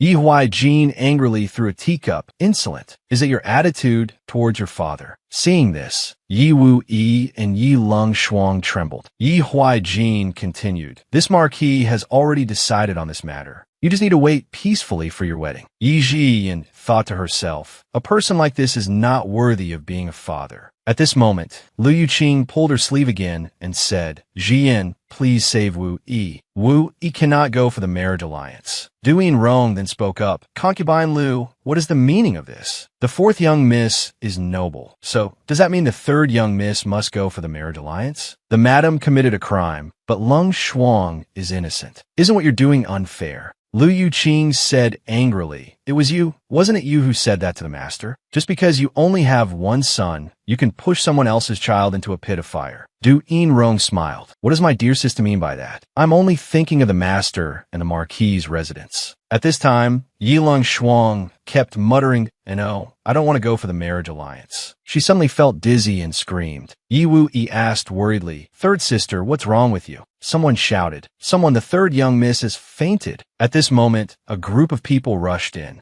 Du Rong said with a smile, Dear sister, stop crying. It's better to quickly find a way for Wu Yi to go. Lu Yuqing gritted her teeth in anger. Du Rong, you are truly a black-hearted person. Yi Jiyan then said, If father decides that 3rd sister will go for the marriage alliance, and by chance the main wife finds out you were the one who came up with this idea, do you think she will let you off? Du Rong moved closer to her and said with a faint smile, But it doesn't matter who it is. In any case, Du Jiayu has already fallen out of favor. How could the marquis possibly spare her? Our family has 2 new brides. We should prepare carefully. After saying that, she left. Yi Jiyan was worried that it seems Du Rong is also a formidable person. Meanwhile, at Yi Lung Shuang's place, she had just woken up and called out, Concubine mother. Du Rong asked, Are you all right? Yi Lung Shuang immediately sat up and said, Concubine mother, please help Lung Shuang. I don't want to go for the marriage alliance. Du Rong pretended to cry and said, It's not that concubine mother won't help you. It's just that, right now, the only one who can persuade the marquis is the 8th prince, who is backing Yi Jiyan. Yi Lung Shuang got out of bed.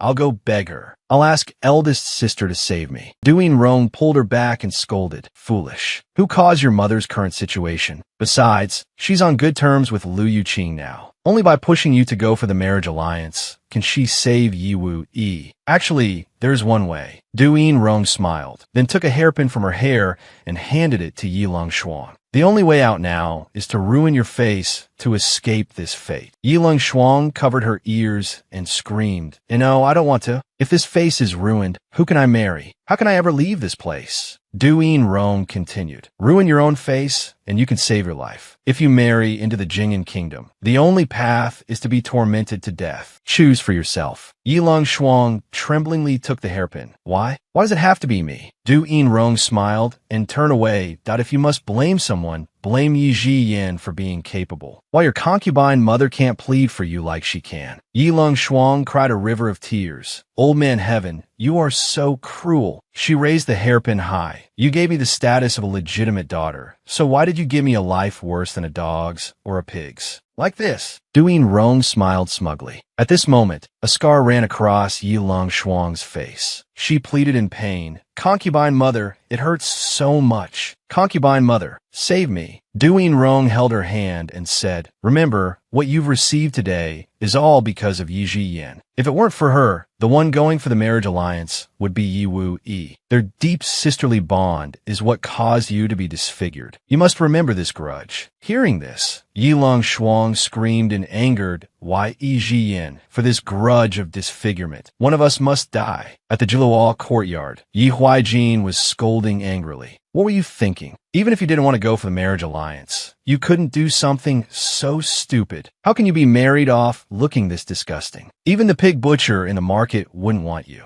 Yilong Shuang said, Father, your daughter had no other choice. Yi Huaijin turned away in anger.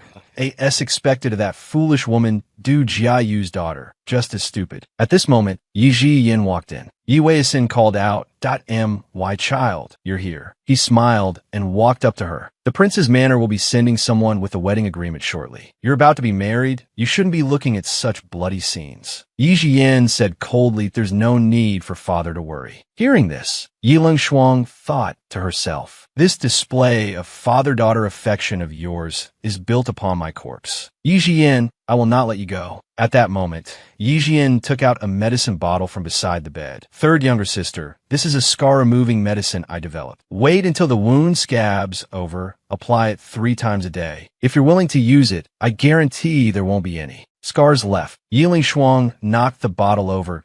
"I don't need your fake kindness. Get out from me." Yi Yin said coldly, "Fine, if you don't want it." Seeing this, Du Yinrong was suspicious. "She's leaving just like that? This isn't like Yi Yin's style." Yilong Shuang then said, "Concubine mother, I've done as you said. You must help Shuang." She turned to say to her, "Da Shuanger, you must remember, you're the one who cut your face. It has nothing to do with me." Yilong Shuang nodded. "Da Shuanger understands." On the way back, Lian Bang spoke up. "Eldest miss, you clearly had good intentions, yet third miss." Yi Yin was currently eavesdropping on the other two's conversation. "I was wondering why Yilong Shuang suddenly went crazy. It turns out Du Yinrong was instigating her from behind. She then said that I've already helped where I could. It's Yilong Shuang who doesn't know what's good for her. As for her future, it depends on her own fortune. Didn't they say the 8th prince is sending the wedding agreement today? Let's go take a look." Outside, the butler was announcing the betrothal gifts.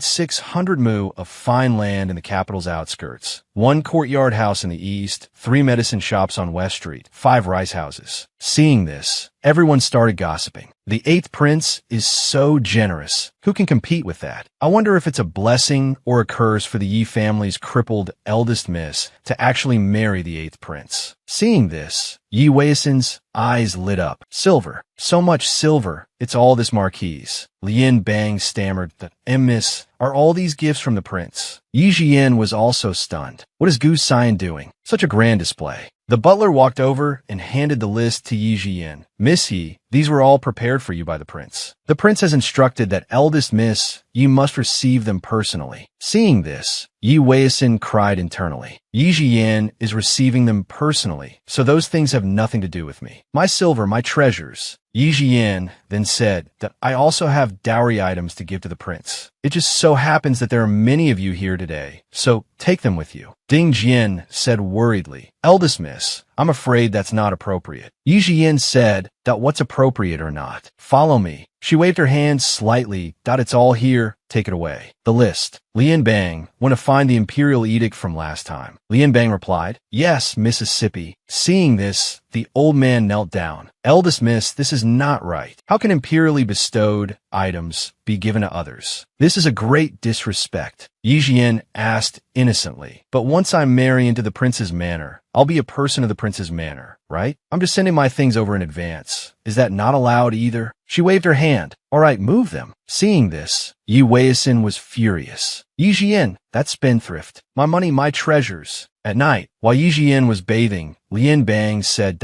Mississippi. Uncle Fu just sent someone to report that the items have been delivered. Yi Jian was nonchalant. That's good. She let out a big all right? Give some nice things to concubine Mother Lu and tell her not to worry about Wu Yi's matter. I have my own way. Tell her to rest assured. Then this servant will go now. After saying that, Lian Bang went out. Yi Jian muttered to herself, just the betrothal gifts took a whole day. I can't imagine how busy it will be on the wedding day. She stood up to get dressed when the AI brain spoke. Danger detected 3 meters from a host. Danger, danger. Yi Jian was startled and turned around. Who's there? The AI brain announced again. Distance is now 1 meter. Danger, danger. Yi Jian, holding a hairpin, stabbed forward. At that moment, Gu Xian appeared behind her and hugged her. It's me. Yi Jian struggled Gu Xian pressed her against the wall, teasing that we haven't seen each other for a few days and you already want to murder your husband? Jian was flustered. Has your highness still not fixed your habit of sneaking into a lady's boudoir in the middle of the night? He pulled her closer, then lifted her up.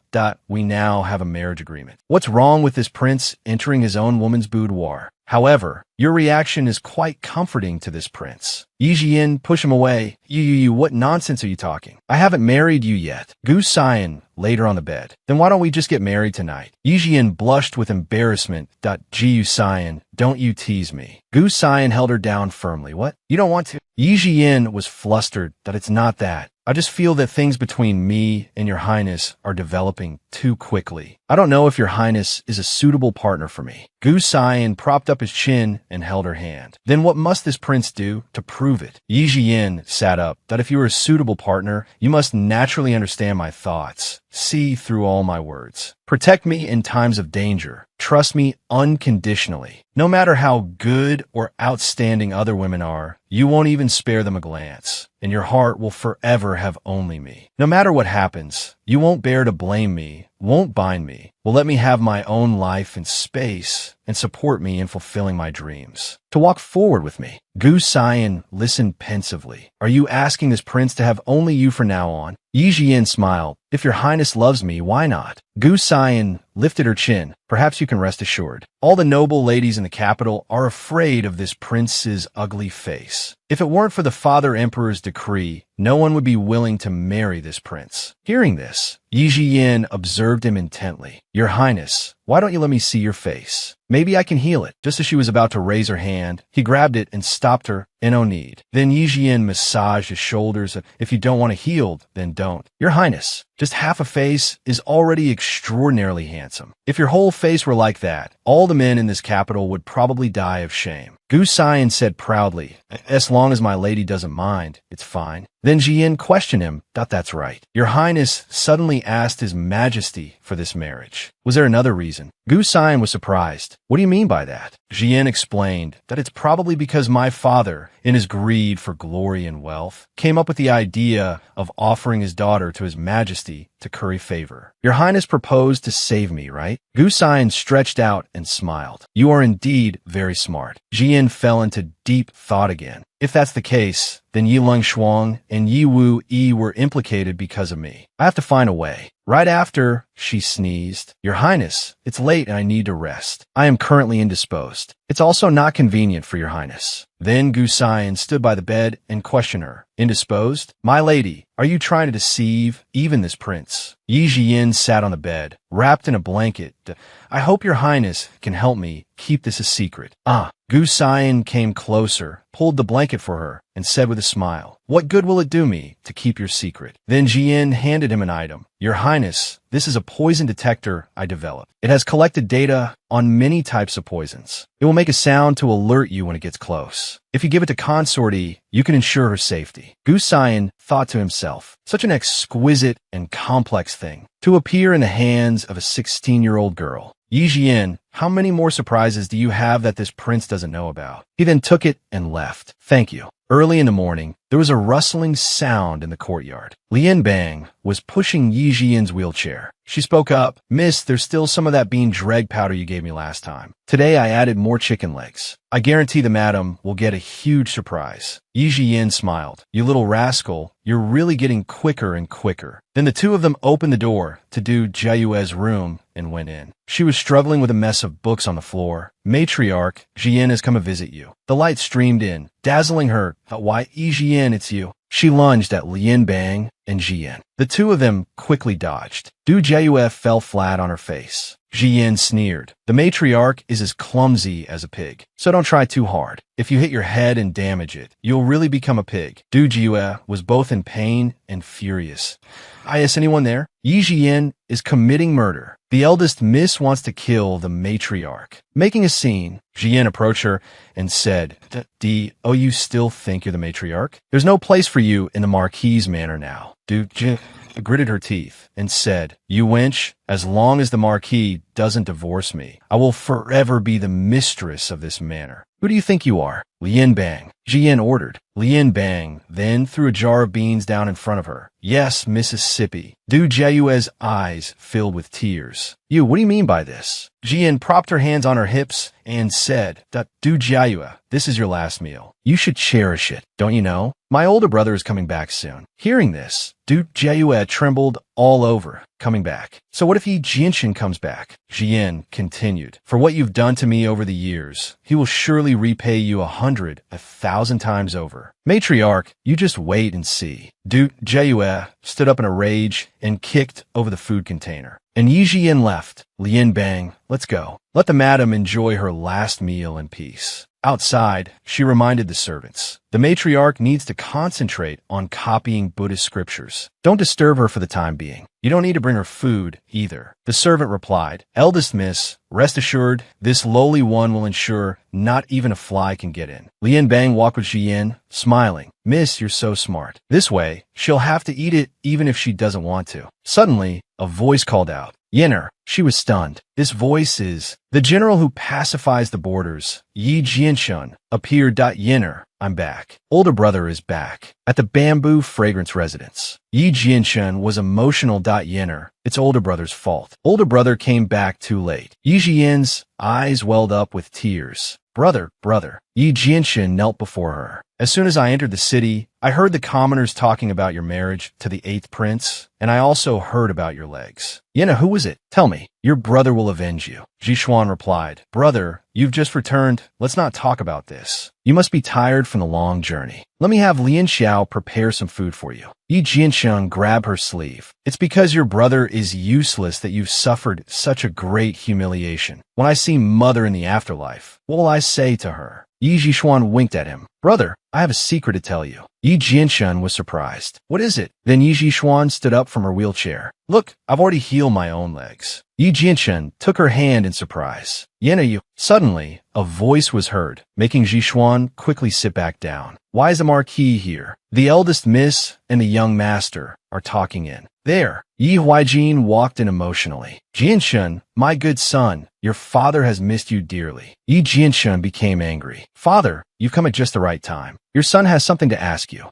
Yi Huijin froze, thinking to himself, did that damn girl Yi Jishuan say something she shouldn't have? Yi Jianshun has achieved military merits and is highly favored by the emperor. I can't afford to offend him right now. He forced a smile. "Whatever it is, we can talk about it slowly. Your father has prepared a welcome banquet for you. How about?" But Yi Jianshun interrupted him. "When your son left, Yenner's legs were fine. Why is she in a wheelchair as soon as I return? Shouldn't father give your son an answer? Yi Huijin's face hardened. Is this how you behave towards an elder, towards your own father? Yi Jianxun replied, your son just wants to know the truth. Yi Huijin turned his face away and said, insubordination. This marquis does not have two unfilial children like you. Then Yi Jianxun pointed outside. If father refuses to speak, then your son has nothing more to say. I invite father to leave. Yi Huijin was furious. You, rebellious son, rebellious son. Then he left. A bunch of bastards. Yi Zhishuan thought to herself. So this is what it feels like to be protected by my brother? She spoke up. Brother, my legs were broken by Du Jieyue. But later, I learned medicine and healed them myself. I was afraid Du Jieyue would try to harm me again, so I didn't tell anyone and continued to use the wheelchair. But it's fine now. Besides, haven't you returned, brother? Someone is here to protect Yenner now. Yi Jianshan placed his hands on her shoulders. Yenner, rest assured, your brother will never let anyone harm you.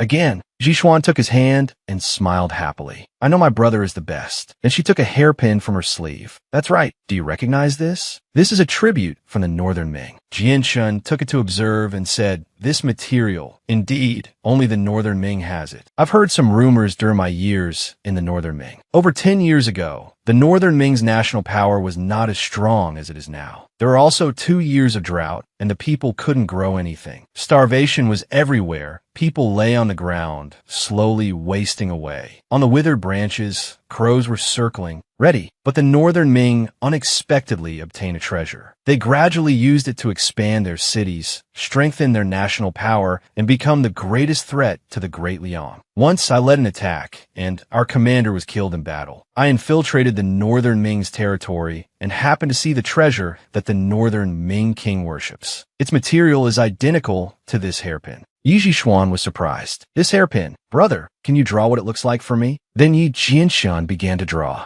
Zhishuan was stunned. Is it this thing? It looks like a chip. Brother, where is this thing now? She thought to herself, maybe it can help me return to the present. Yi Jianshan shook his head. I wanted to bring it back to the Great Liang, but it suddenly disappeared before my eyes. Zhishuan pondered. If it's a chip, then disappearing suddenly is possible. Could it be? Just like me, it's from the future. Early in the morning, Lian Xiao took a still sleepy Zhishuan outside. Today, the Marquis is holding a welcome banquet for the young master. Even the second miss has been allowed out by the master. Miss, you can't let them outshine you. Zhishuan said, what's there to compare? I'd rather get some more sleep. But her mind was restless. After my brother told me about that chip yesterday, I tossed and turned all night and only fell asleep near dawn. The AI brain can't scan as far as the Northern Ming. If I want to get it, I'll have to make a trip to the Northern Ming, but right now I'm stuck in the Marquis of Wunan's residence. Lian Xiao said, the 8th prince will be there too. Hearing this, Yi Zhishuan became shy. Whether he comes or not has nothing to do with me. However, if Yi Huaqing has been released, I must have some fun with her. Yi Jianshan appeared from behind and placed his hands on her wheelchair. Zhishuan looked up and smiled. Brother, Jianshan said, come, Yenner, let your brother push you there. People at the banquet were gossiping. Is that General Yi? He's as handsome as the rumors say. Born from the same mother, how did Yi Zhishuan end up a cripple? She'll quiet down. Who doesn't know that Yi Zhishuan is about to become the 8th princess consort? Hearing this, Yi Jianshan glared at them, and the young ladies became frightened. Then he smiled at Zhishuan and covered her ears with his hands. Yenner, let me take you somewhere quieter, somewhere with no people. Yenner asked, brother, is there something you want to say? Yi Jianshan looked worried and knelt before her. There's something I've been meaning to ask. Yenner, do you really like the 8th prince? If you don't like him, I will refuse this marriage on your behalf. Elsewhere, Gu Zian was walking by. Again, this is... Gu Zian gestured for him to be silent. This prince also wants to see what this fiancé of mine wants. Yenner replied to Jianshan, brother, don't joke around. This is a marriage personally bestowed by His Majesty. Jianshan took her hand. Yenner, you don't have to be afraid. You have me. No one can force you to do anything you don't want to do. Yenner was moved. Brother, you're too good to me. Yenner doesn't feel forced at all.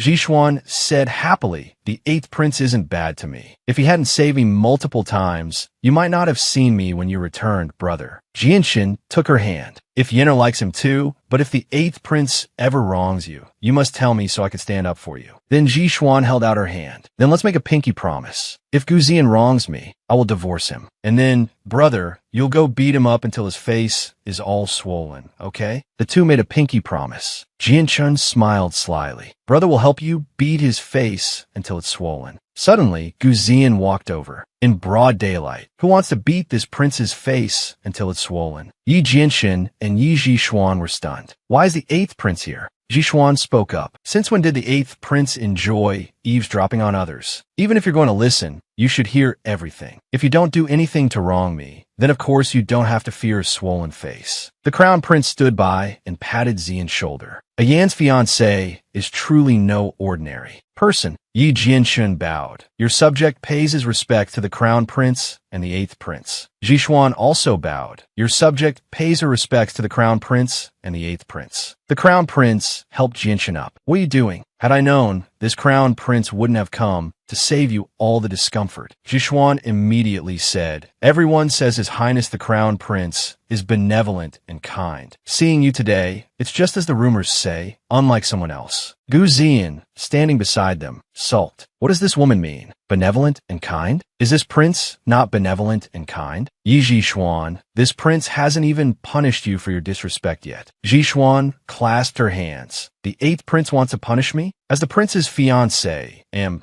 I not even allowed to make a joke? Gu Ziyan immediately knelt down intimately. Hearing the eldest miss say that, is this some kind of fun between us as husband and wife? The crown prince and Jianxin awkwardly covered their faces, while a blushing Yinner pushed him away. You're talking nonsense. Then they burst out laughing. Hua Qing, watching from behind, gritted her teeth in anger. Yi Zhishuan, you ruin me like this, yet you get to marry the eighth prince and even joke around with the crown prince. I won't accept this. And the crown prince pulled Gu Ziyan away. All right, Yin, stop it. Hua Qing, clench your fists. If a cripple like you can do it, then of course I can too. She walked over with a smile. So eldest sister and eldest brother are here. Eldest sister, father asked me to come find you. Zhishuan was surprised. Why is he Hua Qing here? Hua Qing pretended to be shy. Oh my, isn't this? She immediately bowed to the crown prince. Your subject, Yi Hua Qing, pays her respects to His Highness the Crown Prince. Miss, be careful. Hua Qing was shy. Your Highness the Crown Prince? What should we do now? The eighth prince and Jianxun turned their faces away. Zhishuan thought to herself, I thought Yi Hua Qing had some trick up her sleeve. Is that all? Hua Qing, with tears in her eyes, pulled at her clothes. Your Highness the Crown Prince, after this, how can your subject show her face in the future? The crown prince covered his face with his fan. Miss, this crown prince was only trying to help in a hurry. I had no intention of offending you. Gu Ziyan sneered. Imperial brother, what good fortune. The second miss of the Marquis's residence is as beautiful as a flower. The two of you are truly a match made in heaven. Why not take this opportunity while the Marquis's residence is holding a banquet to propose marriage to the Marquis? After all, the position of crown princess is vacant. Yi Zhishuan was stunned, thinking Yi Hua Qing is as beautiful as a flower. Is there something wrong with Gu Ziyan's eyes? The crown prince forced a smile. Again, but Gu Ziyan covered his mouth with his hand and chuckled. Zhishuan stared at him intently. Then again, his smile is quite captivating. Staying in ancient times to have a little romance with him wouldn't be so bad. Gu Ziyan struck a handsome pose. What's wrong? Has the eldest miss been captivated by this prince? Zhishuan immediately said, aren't you going to care about the crown prince at all? Ziyan replied, don't worry. Imperial brother has his own ways, but it seems to me that you're more concerned about my imperial brother. The crown prince was flustered before Hua Qing. Second miss, the eighth prince was just joking. Please don't take it seriously. Hua Qing replied respectfully, your highness is of noble status. Your subject naturally wouldn't dare to think too far. Zhishuan rested her chin on her hand and sneered. My little sister is truly impressive. To be able to fall into the crown prince's arms on flat ground. Hua Qing replied pretentiously, eldest sister, what do you mean? Could it be that your little sister? She collapsed to the ground, covering her face and crying. Your Highness the Crown Prince, what woman would do such a thing to herself in front of so many people? If father finds out, he'll beat me to death. The Crown Prince approached to comfort her. Don't cry anymore. Hurry back to the changing room. I will help you keep today's matter secret. Then, Hua Qing left. Yi Jian thought to herself. It seems Yi Hua Qing is trying to pave a way for herself. This crown prince is the prey she has set her sights on. Gu Zian asked her, "Didn't your father have something to see you about? I will take you there." Jian was surprised. Oh. Then he pushed her wheelchair away. The crown prince leaves it to General Yi. Yi Jianshun, left behind, was furious. Gu Zi, you 8th prince. After hearing what Du Yinyong said, Yi Huaijin's eyes lit up with excitement. What did you say? Hua Qing and the crown prince? Du Yinyong, sitting beside him, said, "It's absolutely true. Hua Qing told me herself. She told me not to tell anyone, but I feel this matter concerns a maiden's honor, so I still had to report it to you, Marquis." Yi Huaijin was overjoyed. Right. You were right to report it to me. Yinyong, keep a close eye on Hua Qing. The Vice Minister of Rights is also here today. If that brat by Yinxing shows up, don't let her go see him. He took Yinyong's hand. Yinyong, you've worked hard. Yinyong smiled. As long as I can help you, Marquis, I don't feel it's a hardship. Just then, Jian and the 8th prince arrived. Father and concubine Du are so affectionate. Yi Huaijin was surprised. 8th prince, Yin, you're here? Jian asked. Father, did you have something to see me about? Once they were seated, Yi Huaijin took out a red card. Since you are both here today, I, as your father, have chosen a few auspicious dates. There's no day like the present. Let's set the wedding date. 8th prince, the 8th of next month is an auspicious day. What do you think? Gu Zian replied, no day this year will do. The spring equinox next year is also an auspicious day. Yi Huaijin was stunned. The spring equinox next year? That's still half a year away. Isn't that too long? Jian was also surprised. Half a year later? Gu Zian